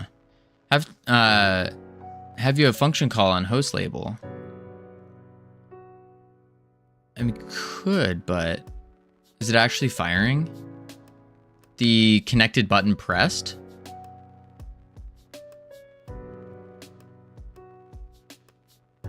Yeah, it's firing because that's what's showing this. It's showing the little post screen. But I don't think create client is working. Yeah, it is since the menu's showing. But maybe this isn't working because we do have errors saying on the first go around, it says supplied multiplayer peer must be connecting or connected.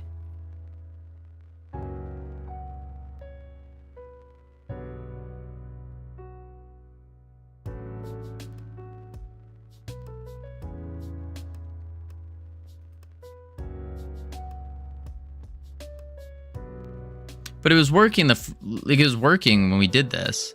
Wording is wrong. That's what I was just thinking. But why was it working before?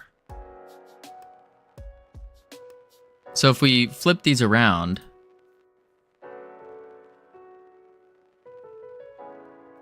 host,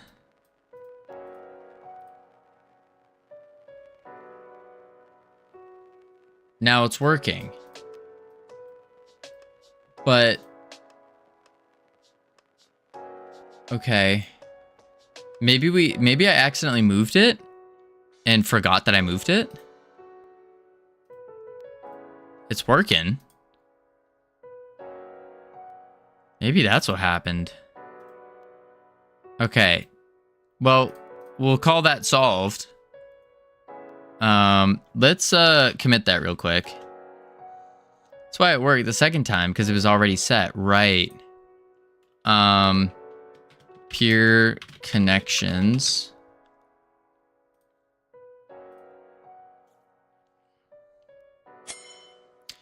Anonymous.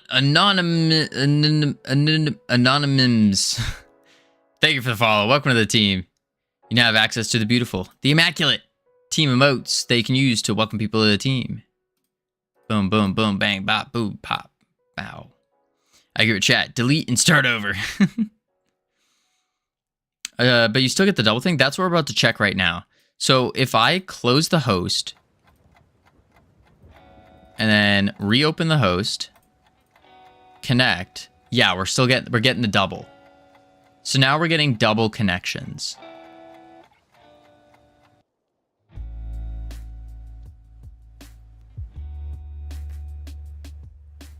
Which probably has to do with, and it removes the one. Do you need to add a disconnect? Well, it does disconnect when we press it. I have a feeling it's probably still here with the connect button. You need to connect to signals again. So on the disconnect, hang on. Right here, multiplayer peer disconnected. No, you connect it again 2 times the signals. But if we connect again, then it's 3 times the signals. So it keeps scaling upward that way. And my live was legit on stream, starting screen the whole bloody time. Wait, what? I got you got 34 out of 60. Hey, that's still really impressive. Congratulations.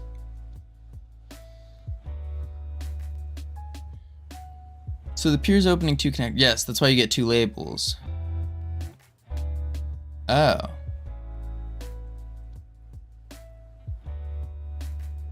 So just make a new peer.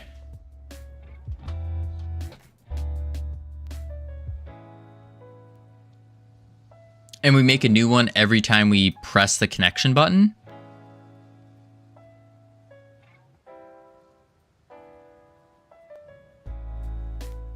Both in host and connect. Okay, so we would say peer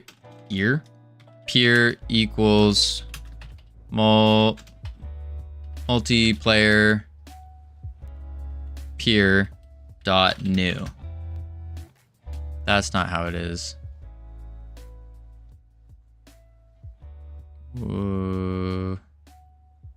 Enet multiplayer peer. Enet multiplayer peer dot new. And then we want to do this in the host as well.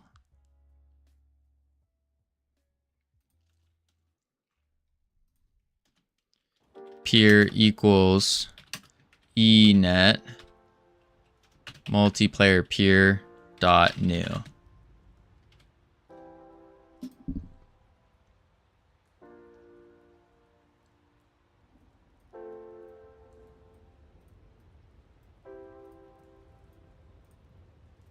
Okay. Host. Connect. So far, so good. Connect. Connect. Okay. Disconnect. Close. Disconnect. Close. Disconnect. Disconnect. Host. Connect. Still doing it.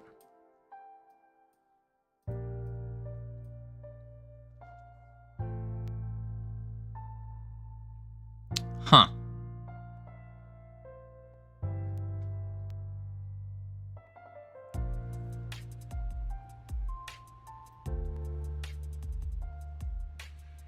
Make it again. It is making a new one, but it's doubling up on it. Probably still a signal thing, but strange. Yeah. Very strange indeed.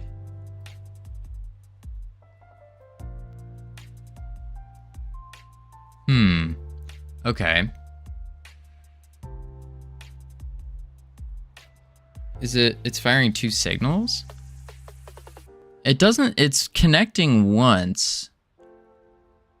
But it's, because this is where we get a signal when it connects, which makes the label. And that only fired once. I'm not sure. We got ads coming though. So what we're gonna do is chuck on the words. Heading to level 1. Level 1. Boom. Boom. Boom. Alright. And then when I get back, we're gonna figure this out. Figure it out.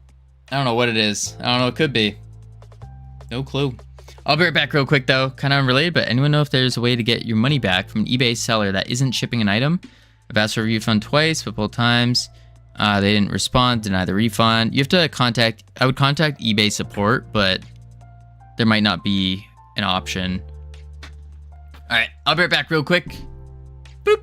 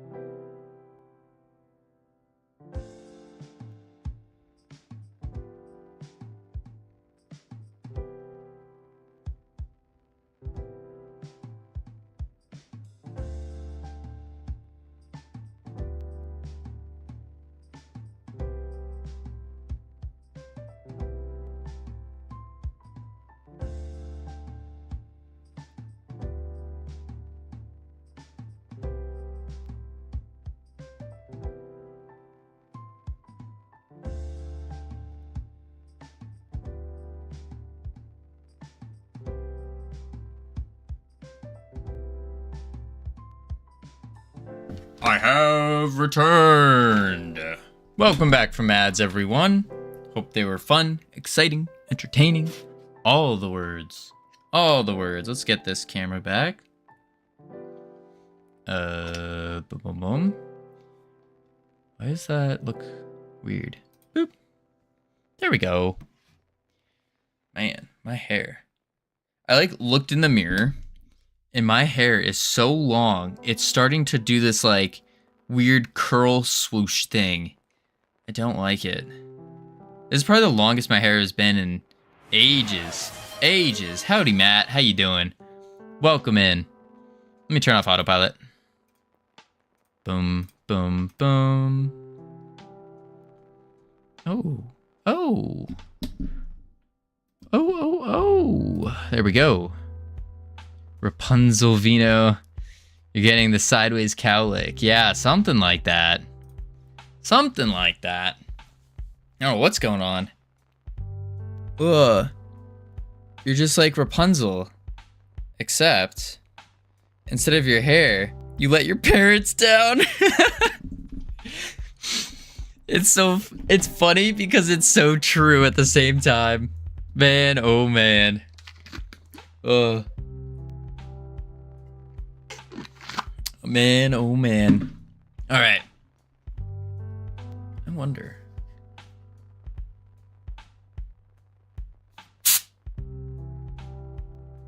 That was a mistake. Ugh. What are we working on today? Multiplayer. Multiplayer. We got it working. But the only thing is, for some weird reason, when we local, online multiplayer. So we'll just use 2 windows for now. We host, we join, it works. We connect, the game works when you hit start, all that fun stuff. But the issue is when we disconnect, reconnect, that's fine. But when the host disconnects and then tries to rehost and someone tries to join, it double connects. It double connects. Because right now there are 4 connections, or like 4 connecteds that have gone off. And if I connect again, 1, 2, 3, 4, 5, 6. 2 more went off. Multiplayer, I remember when I did that. Indeed, Wolfric, indeed. Have you removed the multiplayer labels queue free? Yeah, we did remove the labels. I think it's double connecting, actually. I think that's what's happening, is it is double connecting. Because this peer connected just went off twice. You've created a second host, but the first one is still listening. Potentially, that could be another. Yeah, that could be it. So it's not the peer. It could just be that. I've not seen the full script, so sorry. For if you've already tried. Oh, no sweat. No need to apologize for that. That just comes with being on Twitch. Line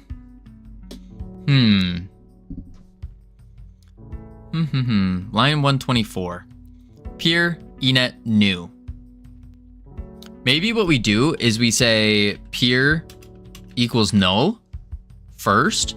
So if there is one, then it just nulls it. And then we make the new one.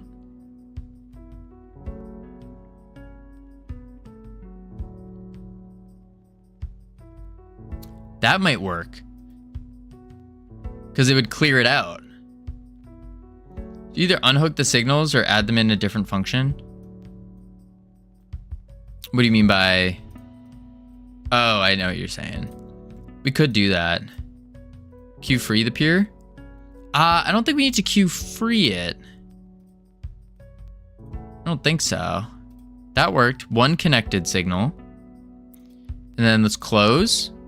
Let's rehost. Connected. 2 more come. 2 more. So it isn't the host. He's connecting a second signal when he rehosts. Oh. Oh. You're saying these are getting reconnected. So there's 2 now.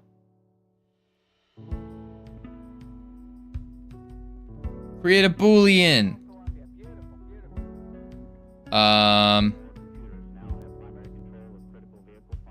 Okay, so we could say for the Boolean then, what do? We just say like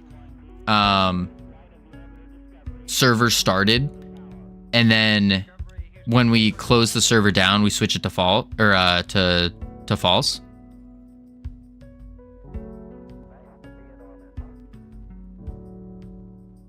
It's the signals, right?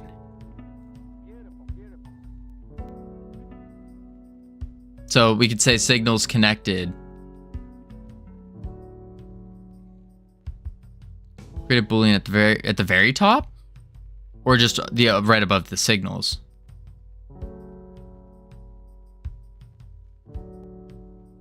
No. Outside the function. But this is a button press.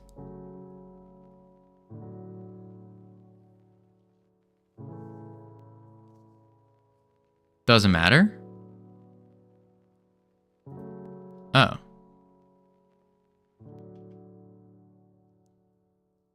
It created outside. Oh, you're saying create the.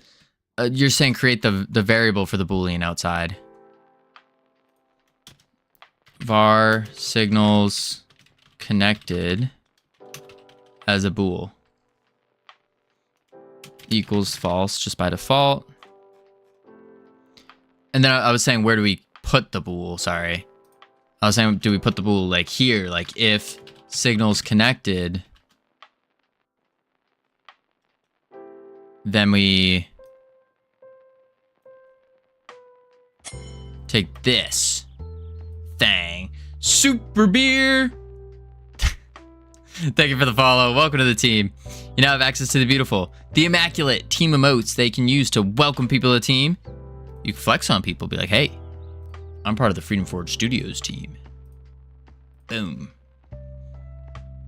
And then after the if statement, signals connected equals true. Right. Signals connected, true. And then we need to set it back to false when we disconnect. Don't we? So on the back button pressed, no? Oh, no.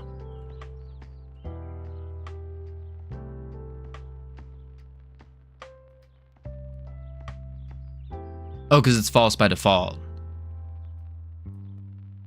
You don't need to connect signals twice, right? All right, let's test her out. Take it for a little test drive. Host, connect, beautiful. Host, connect, connect, connect. Nice. The power of the Boolean. Power of the Boolean. GG's in chat. Indeed. Unless you actually plan to disconnect them. I mean, that's kind of what I wanted to do, was actually disconnect them. No need? Gotcha. If there's no need, then all right. All right. Whew. That was a pain.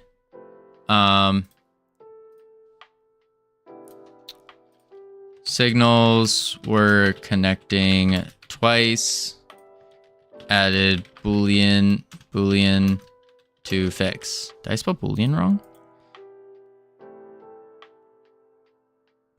Boolean. Boolean. Oh, it has to be cap.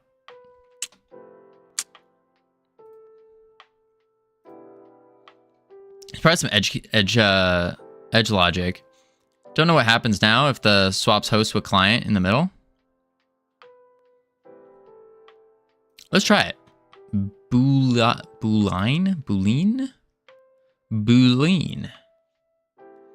But if the code is already held up by... Wait, this code is already held up by twine and straw. Is it really that bad? I didn't think the code was that bad. Like, I knew it wasn't great, but really that bad? True? How would we make it good?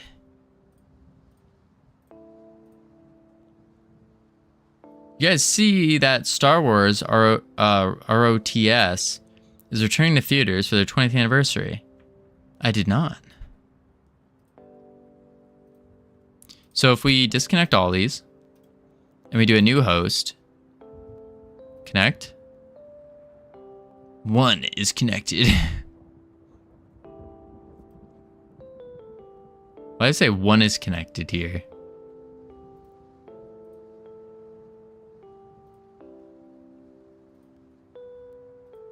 And then disconnect, host, connect, connect, connect.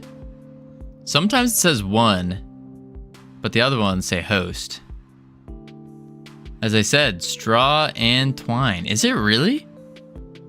What makes it, like, how could we make it better? Because I'd prefer not to be that game dev who makes their games out of straw and twine. I'd prefer to be more proper about it, you know? Yenter dev? Do they make theirs out of straw and twine?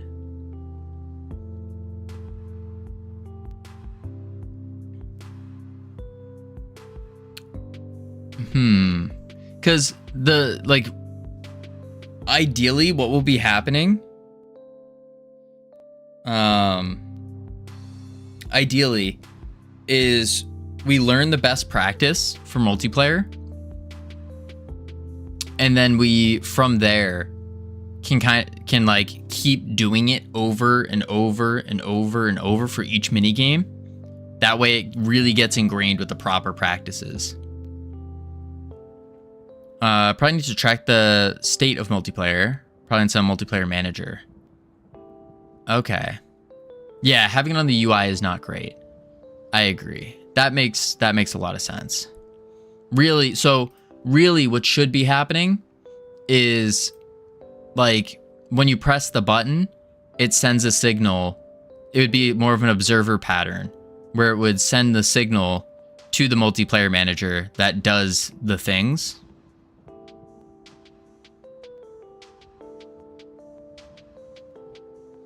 I think I'm using observer pattern right there in that context.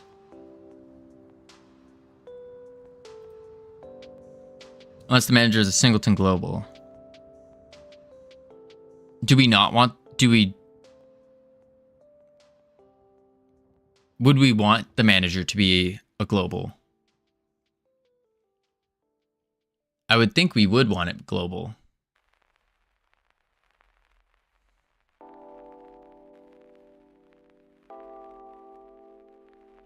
Okay.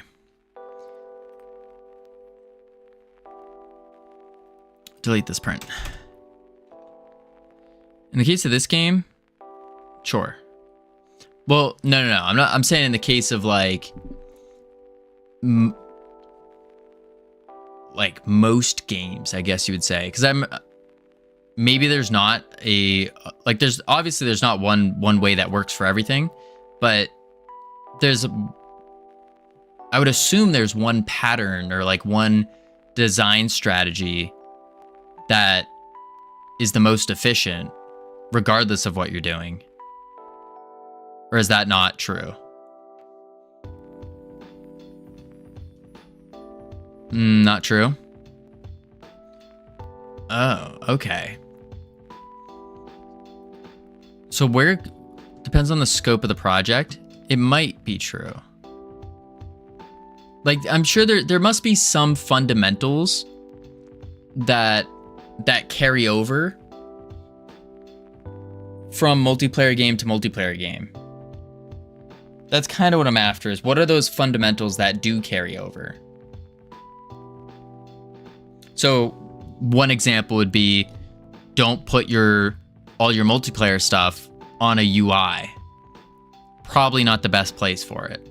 That's a pretty basic fundamental.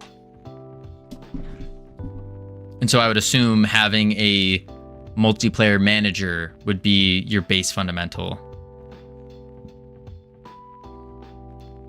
Singletons are fundamentally bad, doesn't mean we don't use it. Right.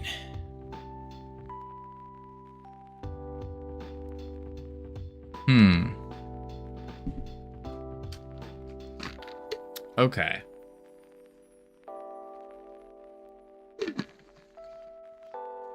But this is because, like I say all the time, game devs are terrible devs. Right. And that's why I don't want that to be me, you know?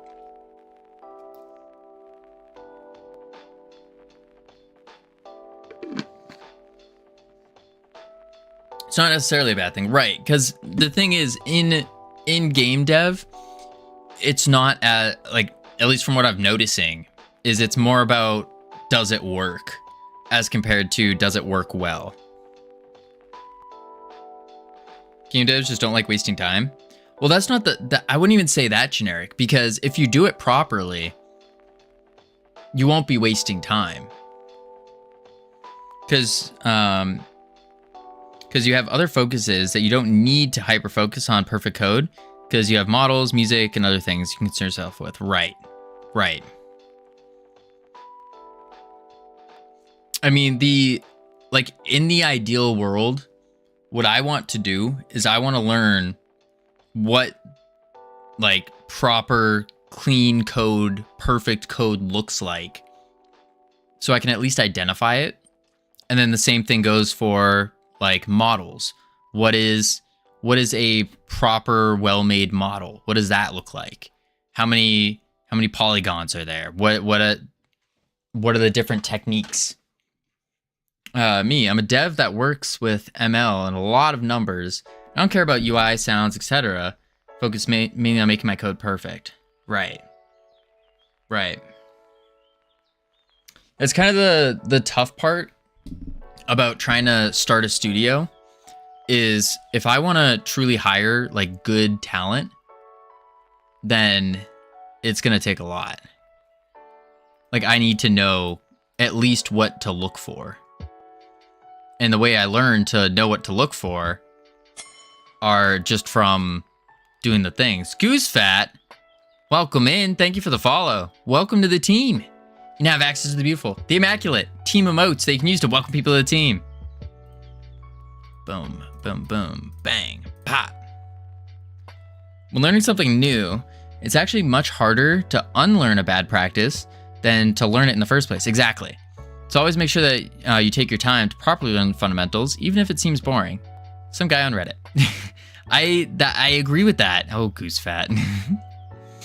Also, you got to focus on making a game fun. Yes, there's a lot that goes into a game. We haven't even touched on things like game design and what fun is. And then you have the whole business aspect of it and whatnot. At least with my current skill set, to be honest, if devs use singletons in our game projects, they would get shot as well. Singletons are a fantastic gateway to foot guns. Interesting. So you kind of want to avoid singletons at all cost, is what it sounds like. If you don't have to use it, then don't use it. What are singletons? Those are the auto loads. So project settings, globals. So we have a singleton here called the game manager. Singletones, musical expressions, and typos. Not at all costs, but in general. Gotcha. That makes sense. I guess for indies, it's okay then. But if you work with other people, don't do it. Yeah. I think at least for what we're trying to do at Freedom Forge Studios, I don't think we don't want to have bad code. Addictive is not necessarily fun. Look at League. True. You want it to be fun. Yeah, you do want some addictive level to a sense, but not addictive in the sense of I need it. I don't know. So what would you use instead of an auto load? You wouldn't. So you would try to do other things instead of auto loads, other design patterns, different resources, maybe different types of connections. Because let's look at our game manager, for example. Where is it? Autoloads, game manager. Our game manager has a player data array, an array of models.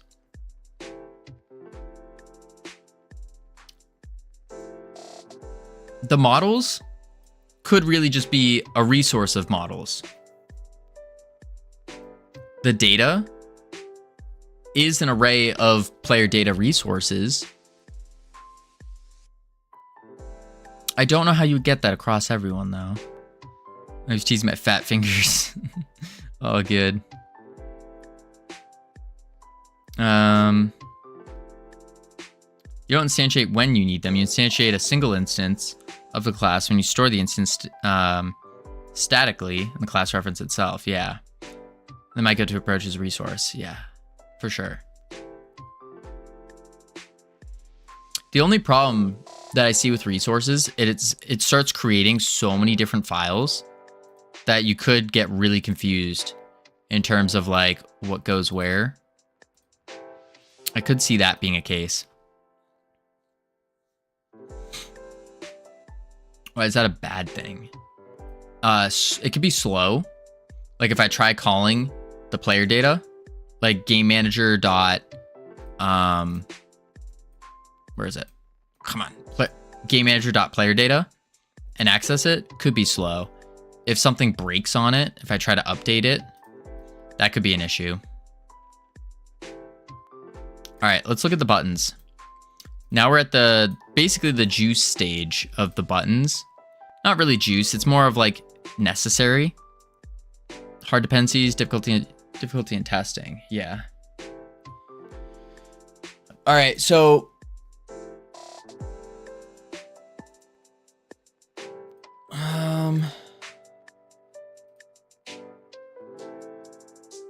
oh.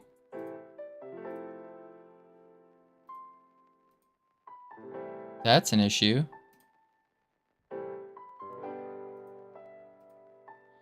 Oh. If I try to join a game and then try hosting it, my button doesn't update.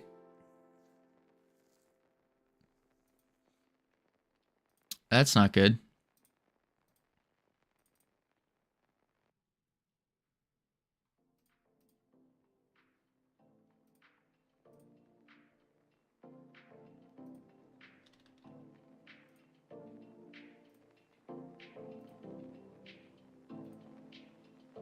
I am hosting, but the button is not.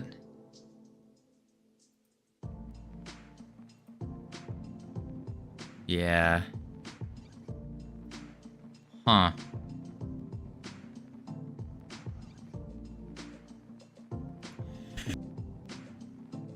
Holy moly. I can understand. Managing dependencies is larger, more complex projects. It can get messy. Other patterns with similar expression allow easier management of higher up arbiters of logic. Dependency injections as a whole is part of solving the problem. Indubitably. All right, let's get these. I think we want to get the buttons going. There was an issue where the buttons are not displaying properly. So we have our instances here. By the wow, cannot speak. By the way, Covino, just curious, roughly what specs do you have on your computer? A 1080. I have I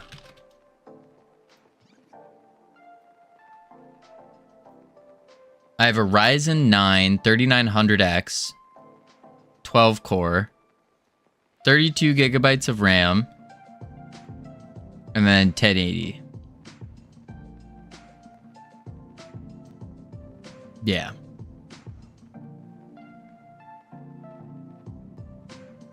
It's a decent computer. Decent. The biggest bottleneck though is the 1080. And then I mean the Ryzen 9 3900, it's pretty solid.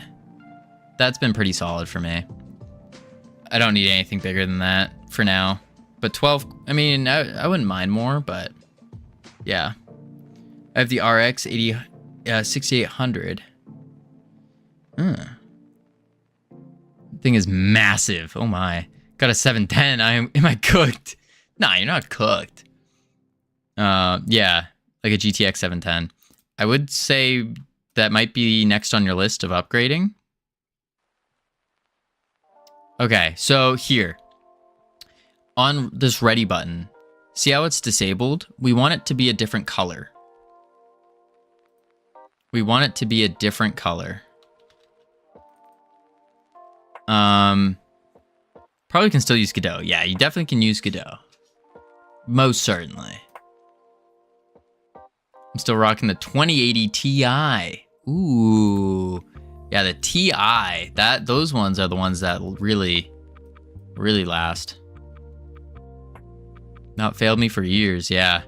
I've had my 1080, just standard 1080 for right here. For oh gosh. Years now. Years and years actually.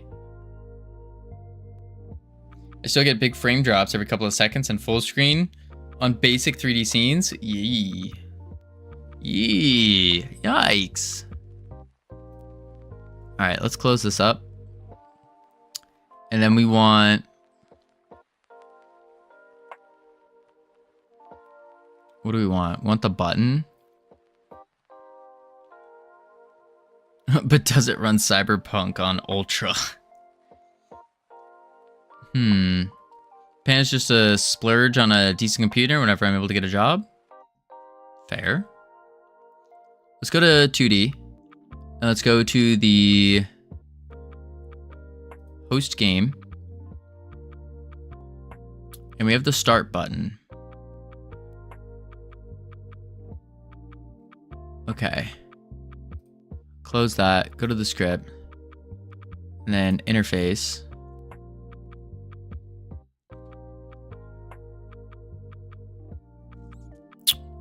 Multiplayer. Host. Okay, unconnected, it switches it to ready. And then disables the ready button. Can I say ready button dot icon?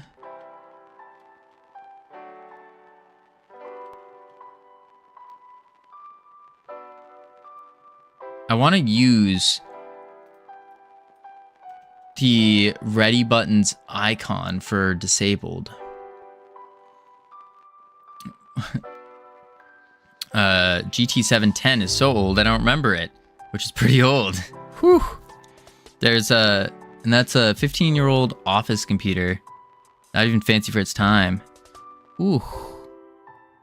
Ooh. I had a 1660 Ti from my old pre-built when I decided to build my own PC. Sold that GPU to a friend. Huh. It's 2014. Is it, Tobias? Is it? Runs Gmod though, so that's enough for me. I had a 1660 Ti for years. Finally upgraded 64 gigabytes of RAM, Ryzen 5700 3D X3D with the 4070 Super. Over the moon with the performance. Whew. That's awesome. All right, let's see. Where is my button? Button, ready button. Host game. Not in this. Ready grid. Ready start. So here we have the icon, standard, and then we have normal and disabled. So for disabled, used when the button is disabled, but it doesn't work. Don't tell my missus. About the price tag?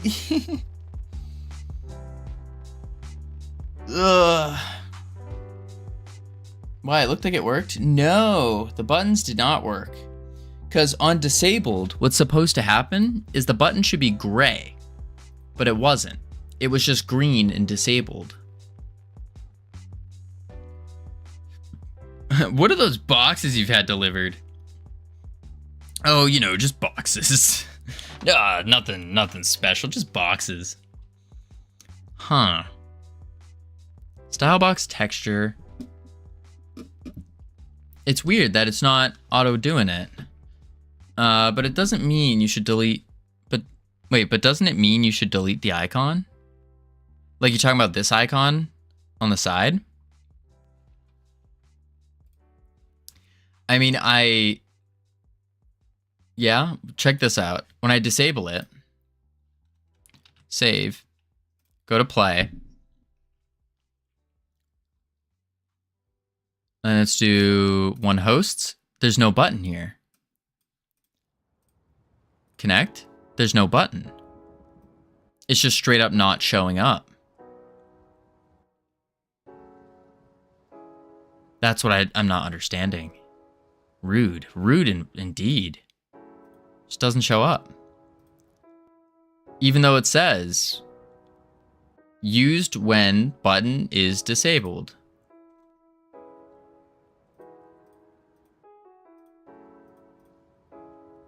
So why doesn't it work?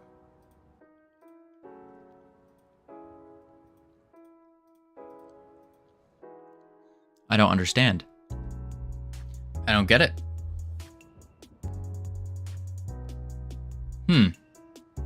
Very, very strange. So then I have to go back into button and then put a button in there, even though the normal button's not even working either. Default style box for the button. And then under styles, let's go to the icon up here. I think this is where it set it.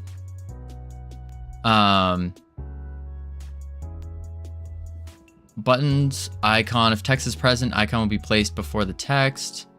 That's not it. And content margin properties of used style boxes.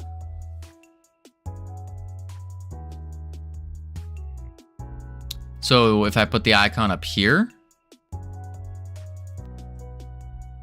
then it will show, but it still won't do the thing. Quick load, button, region. This one. Close, play.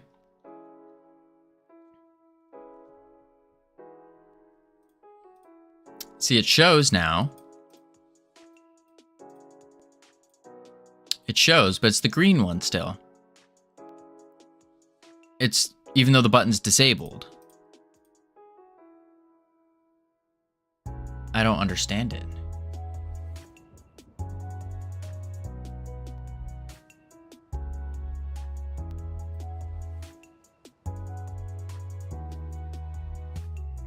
It's not making sense to me.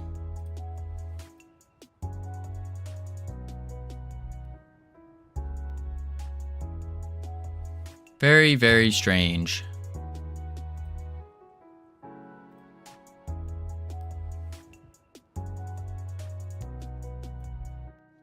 Very, very strange.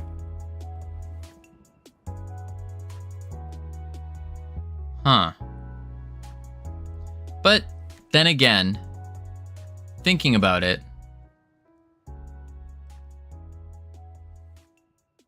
does that matter at all? Does any of this really matter? Because the whole point of this project is just to get a finalized product of the game, which is this.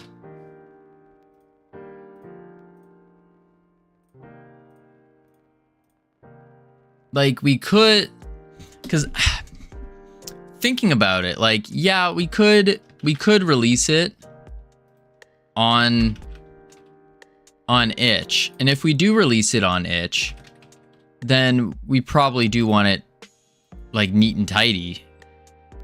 But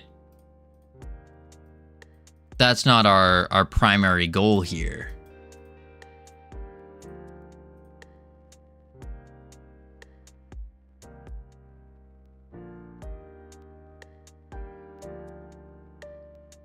Yeah, the UI is going to get reworked anyway. We're just after this. So maybe we don't care. We really don't care.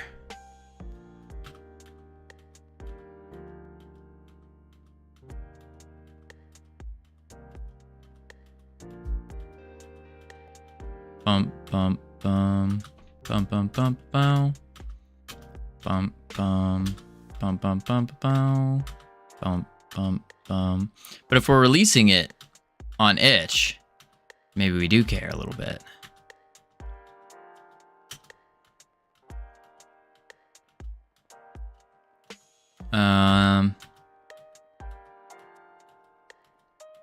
So what we need now then is we need a model to be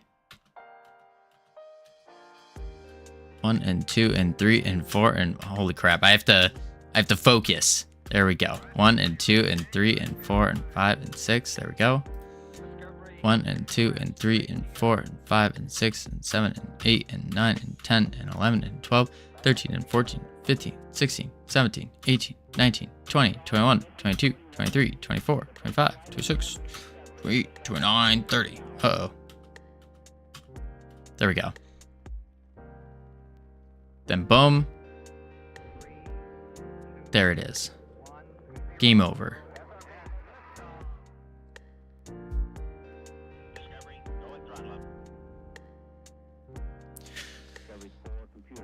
Huh. I mean, I guess that's it. So we just need to add in a couple models. Let's fix the name tags on the first scene because they're kind of wonky. And then we finish this. And then we're going to start the next minigame. I think we're going to start the next minigame tomorrow. I think so. We have to figure out which one we want to do. But for the most part, I mean, I think this is it, right? Unless I'm forgetting something. We also have single player.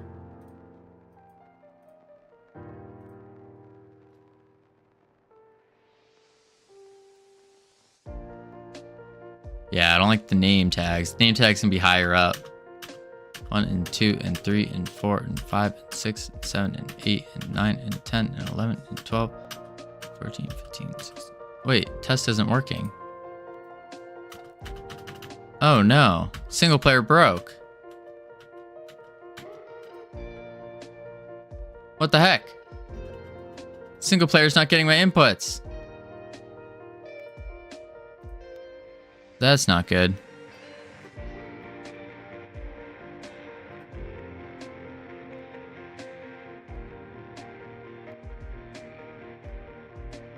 Oh man, I need to remake my player state machine. Do not want to do that right now. I feel that. I feel that.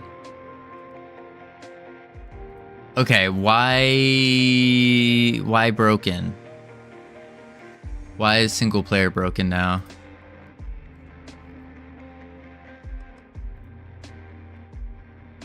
Have you done any jams on itch?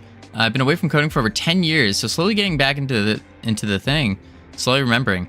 I did one jam on itch with two others, with Wolfric and BitDash. They no longer stream, unfortunately. But we did a 48-hour jam. It was the Kenny jam. And then I also did like a makeshift jam. Wasn't on itch though. And that was with Hypnotic, Matt Bird's Quest, and Jedum. And we made a little horror game. Yeah. But I'm not, to tell you the truth, like, jams are fun and all, but I don't know. I don't really, I'm not like enthusiastic about them. Like I've seen a lot of other people are like, yeah, jam, like boom. But I don't know. It's not really I don't know how I feel about it. I mean, we also did our own like makeshift mini jam. It was like a 3 days, and that is what kind of inspired this game. So that's a fair point, but yeah, I don't know. I don't think they're good for learning. That's one big thing. I definitely don't think they're good for learning. Difficulty label, text, single player. All right, model. Button pressed. Here it is. Player data new. Multiplayer ID. Arbitrary number. Select model. Let me set the bots. Jams are better for people that struggle to make their own deadlines, and being pushed into making some easier for them, I feel like. Although, what do I know? I mean, yeah, they're good for pushing a deadline, but on the bad side about that is that it kind of gets you to, if you don't already know good code and like clean coding practices, you're just gonna make a mess, a complete and utter mess. So it's like, I don't know. I feel like it's better to take your own time, learn, and then you can do jams. Once you actually know how to program and how to program well, that's when you do it. Thatch and twine. Perfect. See, that's the thing. We don't want to do that. We don't want thatch and twine.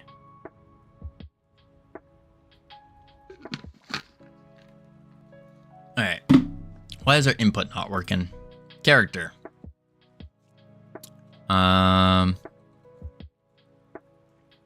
Player controller.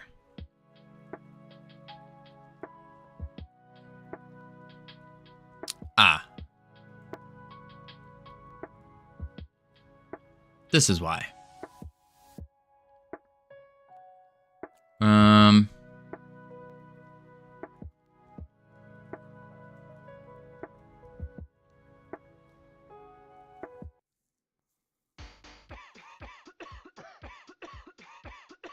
Huh. My code is dirt and cobwebs. Yikes. Dirt and cobwebs. That's not a great way to describe code.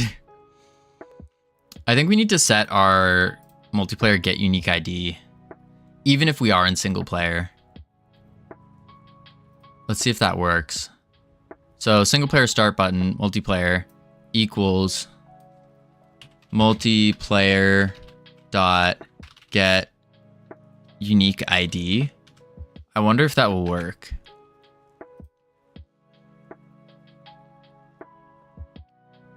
One, two, three. Single player. Test.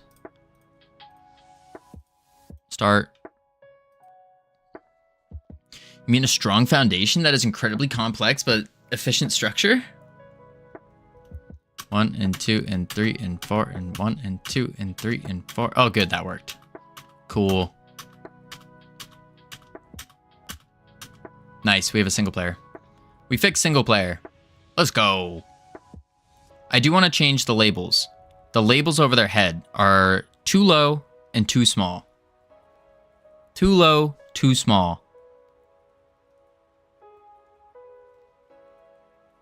Come on, buddy. There we go. First place, wow. Too low, too small. Oh, we didn't add music. That's right. Too low, too small. Too low, too small. Ba-doom. Bump, bump, ba-doom. All right, we need to go to the character. Boom. Character name. And what we can do is simple. 84. 100. Pull it up. Save. 105. Let's try that out. And then let's also just go debug, custom run instances, and just disable the multiple. Single player, Covino, red, start. Yeah, it's much better. Much better.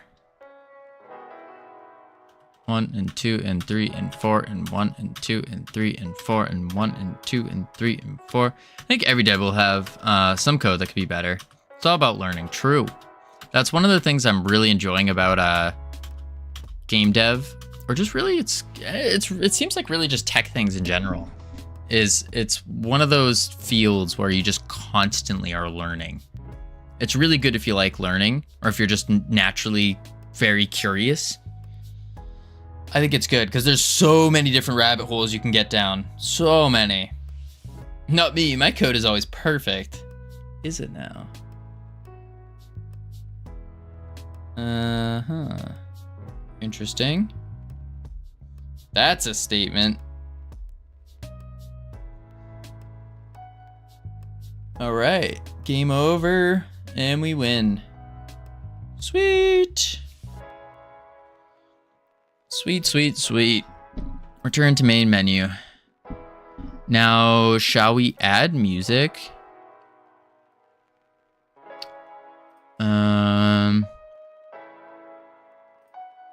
Settings.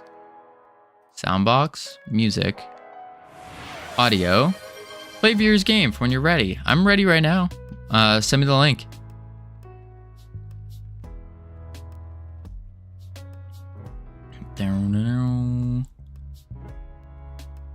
And then I think I want to just add a bus. Call it music. Add a bus. SFX. Save. Boom. Bam. Pop.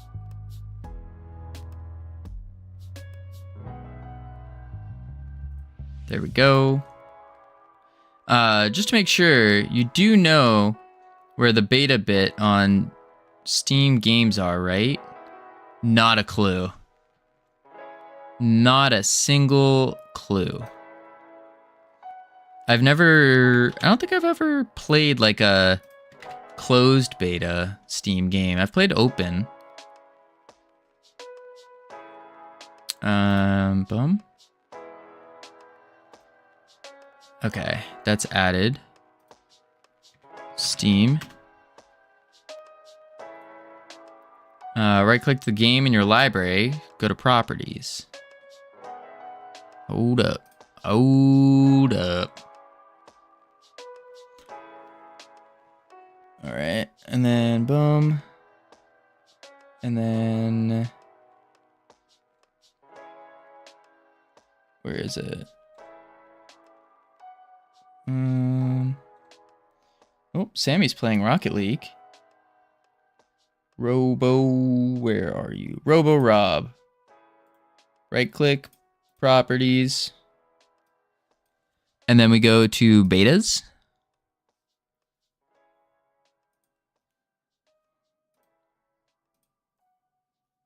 I sent you the code on Discord. Boom. Boom.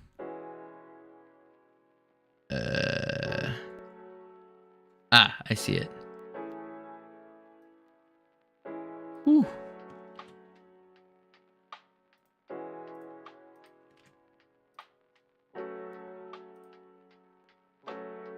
All right. Now that I've opted in, now do I just download it?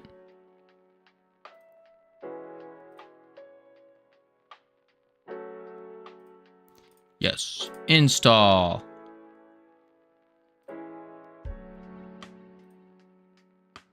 All right. Any moment.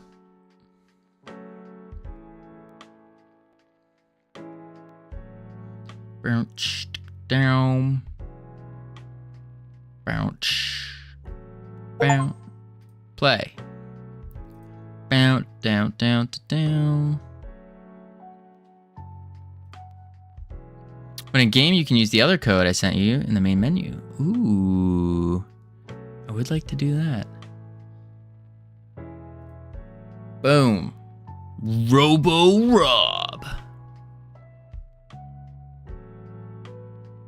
I will say, just as a like immediate feedback, I feel like these need to be chunkier, or you need to put an O there. Because, like, I know the name is Robo Rob, but it kind of looks like Ribby Rob. Ribby Rob.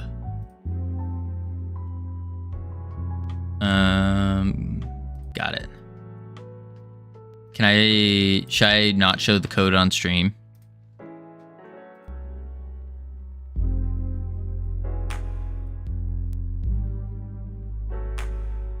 Huh. Checking.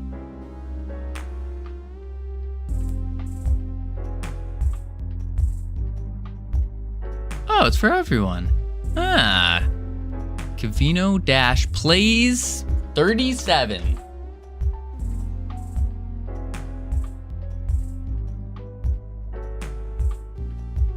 It's checking.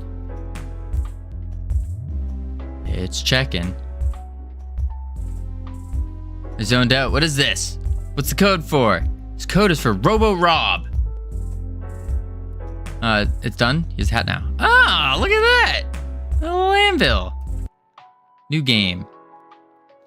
Use Q and E to rotate. Whoa, look at that. Whoo, got a little anvil on her head. It was this way.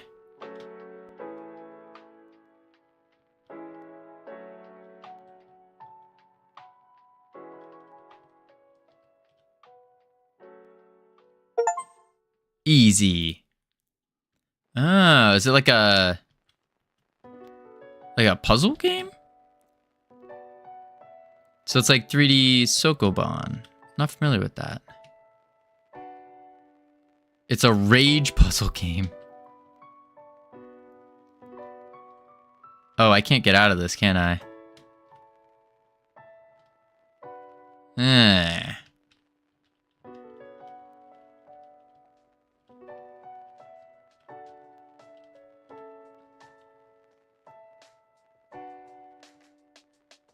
This is the part where you rage. How does one jump? Oh. Did it. No! I see. Ah. Beep, beep. Beep, beep.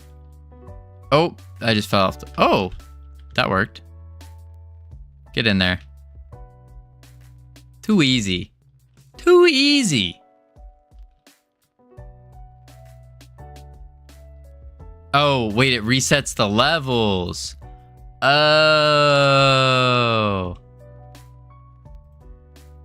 I get it. Too easy, yes.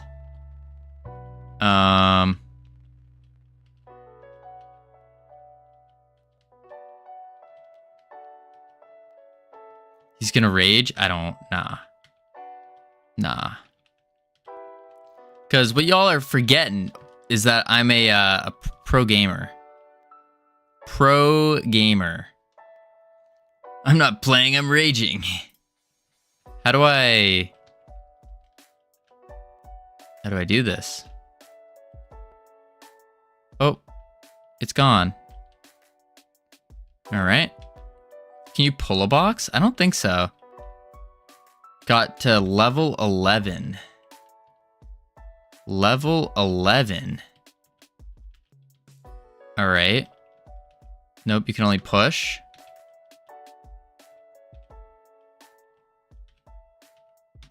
Oh.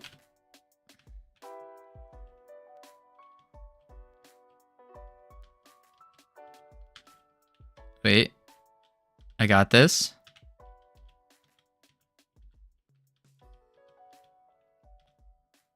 Oh, smart restarting before dying? Like I said, pro gamer. Pro gamer. All right.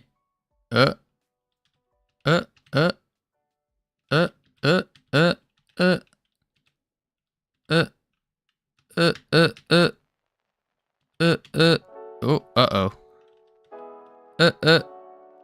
My rage bar is full already. Huh. Oh, I'm about to push it off for sure. For sure. How is this level 2? Yeah. Uh-huh.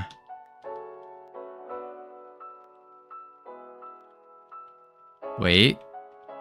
Idea. I'll do it this way so it's easier to see. Oh, that was close. Alright. Alright. It feels like some of the worst parts of Super Meat Boy decided to make a game harder out of them. Then boom boom.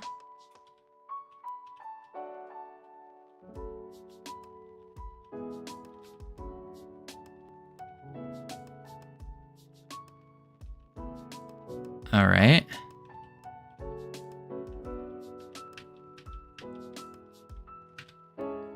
You know, what do I know? Definition of insanity is trying the same thing over and over and expecting different results. I think that's the point, is that's how you do it, right? Is you have to sneak by it. Watch out for lasers. Lasers? Because the only way...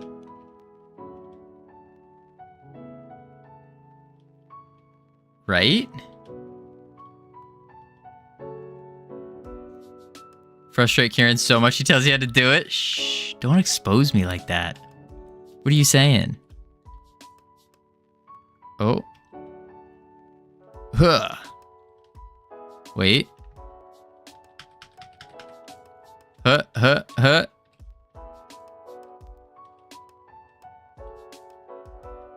Okay, that didn't work. Okay. I do that. I bet there's a grab button and it just doesn't tell you the buttons. I made a rage game so I could watch people struggle. I feel like there's a... Is there any buttons that I don't know of? Oh, oops. Oh, there's no options. No? Okay. Oh, it resets. That's fun.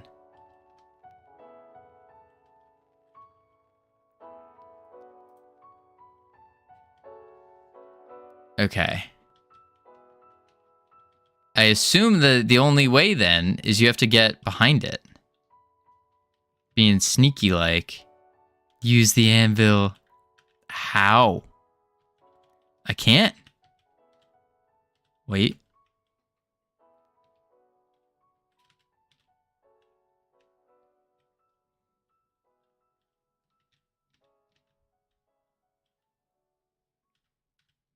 Just use it, dude.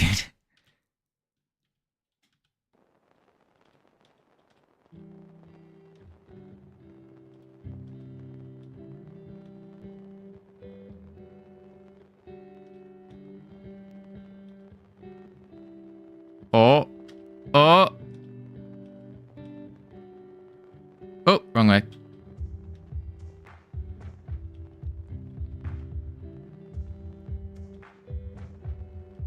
It's gonna fall. No!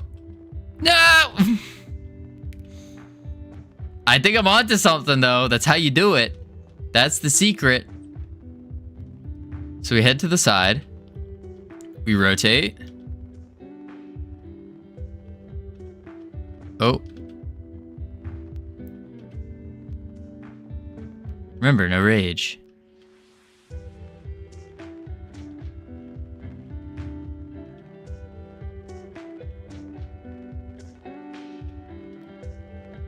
Yell loudly when you succeed, so I don't have to watch this painful debacle. Got you. Huh?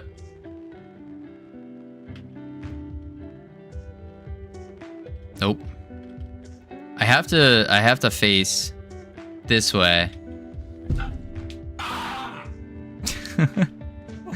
We're good. All right, this way. Wait, this way? Nope. Maybe if we do it backwards.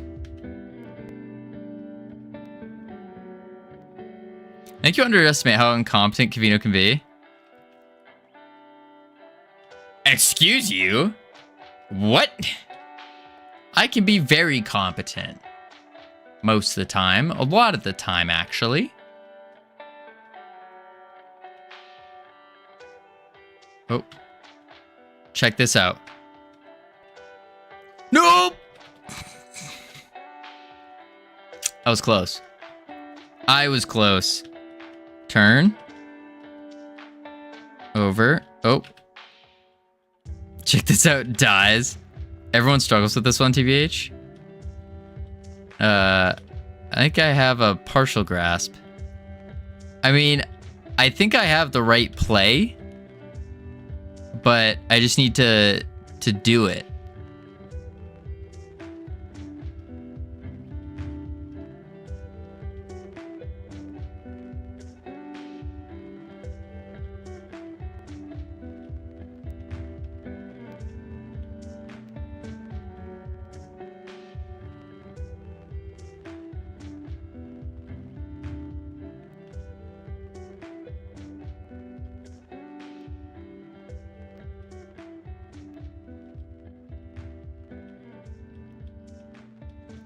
They said it couldn't be done.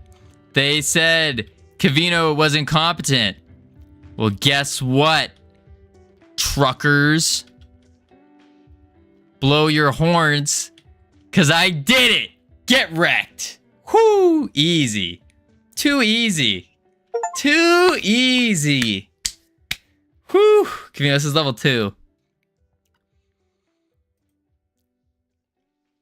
Oh, it's just the same thing, only easier.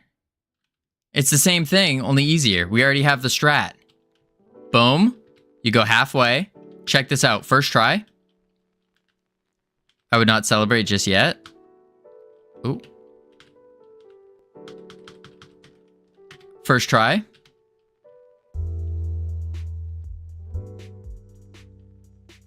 And then we go sideways. Really? You gotta take it slow.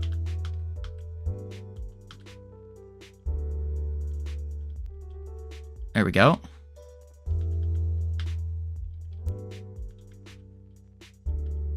Wait, this way.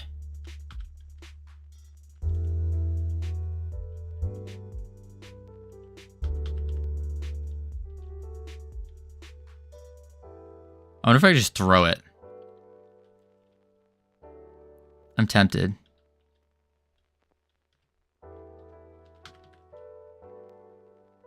I don't think I'm going to risk it, though.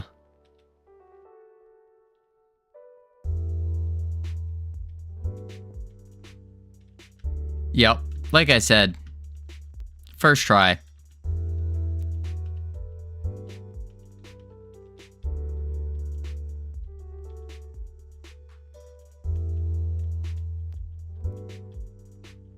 Boom. Too easy. There are 11 levels available, but there will be 63. 41 are done at the moment. Whew. 63 levels. Oh my. It's the same concept every time. Once you just get behind it, you win. Too easy. Let me just go. Oh, wrong way.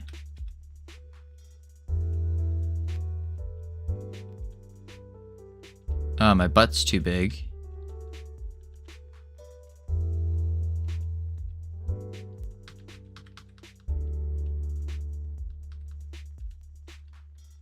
There we go. We just gotta hit the corner.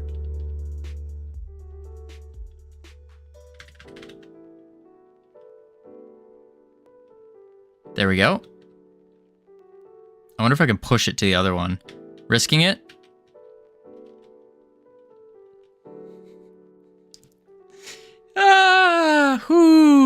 Too easy. Once you figure out the mechanic, it's all in a game's work. Day's work? Oh, generic. Why are you doing this to me? Misty, why are you doing this to me? What did I do? What did I do?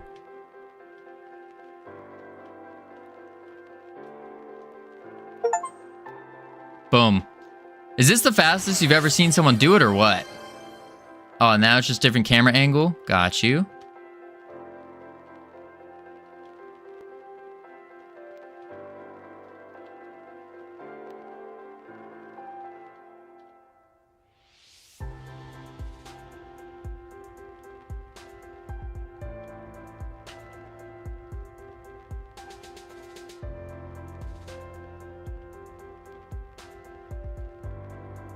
Boom.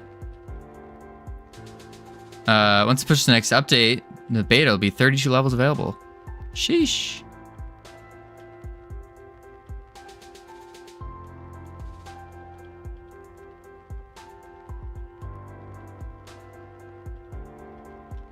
There we go. Am I the Robo-Rob champion?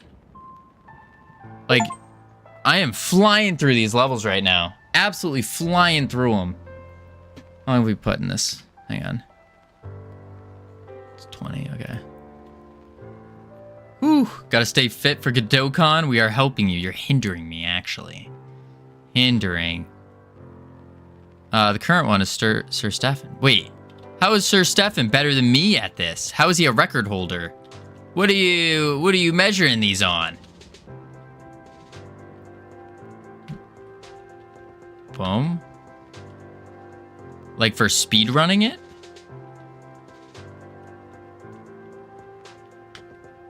Time to complete. How long did it take him?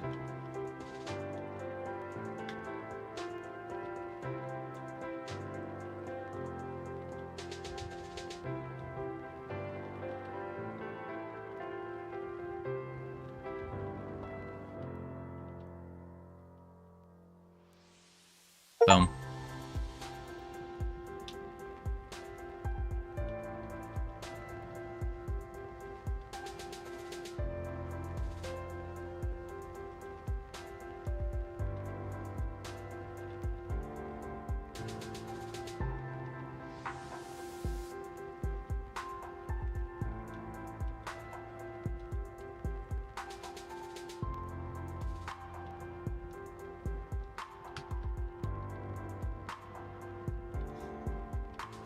No, I broke it. 20 minutes to complete the whole game? Ain't no way. Ain't no way. Oh my lord.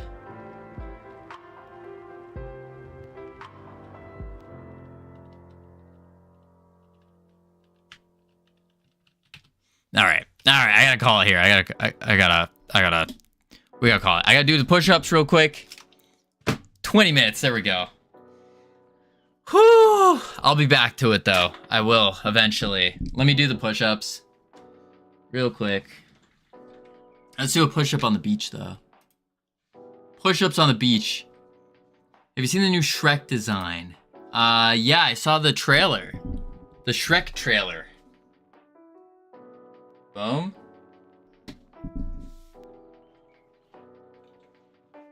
Ugh. 1, 2, 3, 4, 5, 6, 7, 8, 9, 10, 11, 12, 13, 14, 15, 16, 17, 18, 19, 20. How many do I have? 21, 22, 23, 24, 25. Wait, Covino will be Shrek voice actor? It's a good fit? He's got the looks for... What are y'all saying? What do you mean? Crap, how many did I just do? Did I do 25 or was that 20?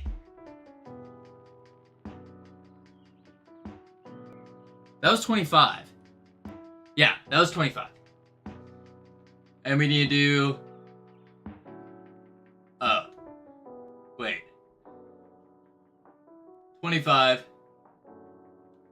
And then we need to do... You did 20? Oh. Oh. Oh. So 25 more. Gotcha. 1, 2, 23, 24, 25, 26, 27, 28, 29, 30. Oh.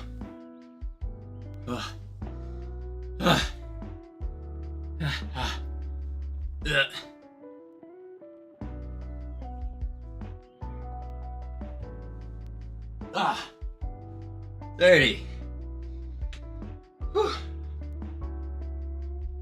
31, 32, 33, 34, 35, 36.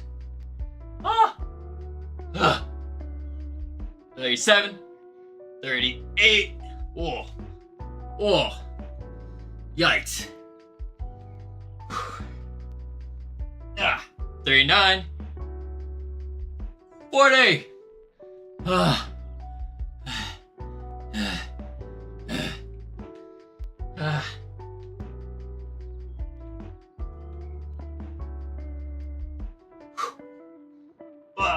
41, 42, 43, 44.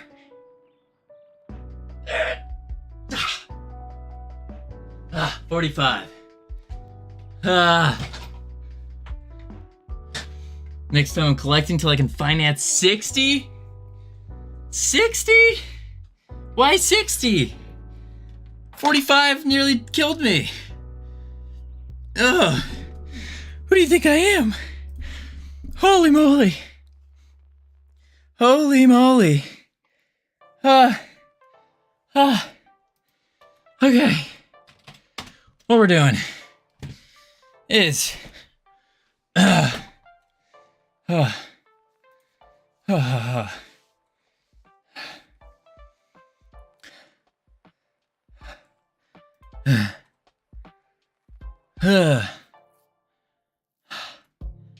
think that's what we're doing.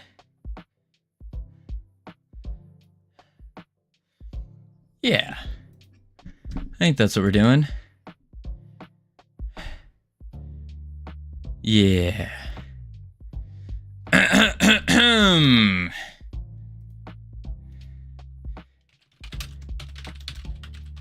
Alrighty, folks. We're calling it here today. We did it. We got a mini game done. We got multiplayer done. So what we're gonna do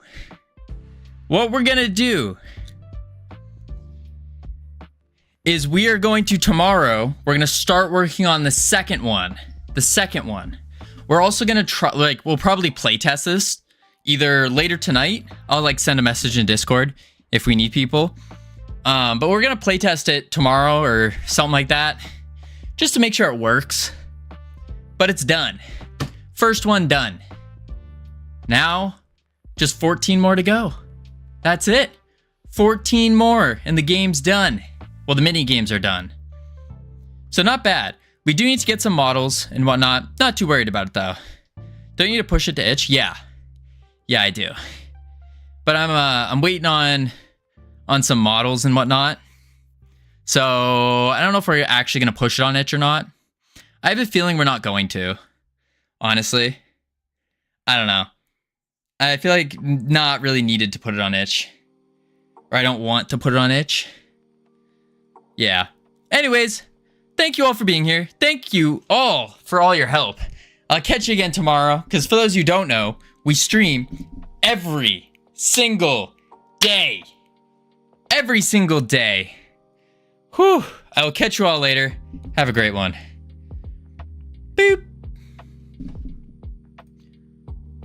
One sec, get YouTube. some post-processing and stuff in the game, which I think is gonna make this look nice. I wonder if I should turn this just Covino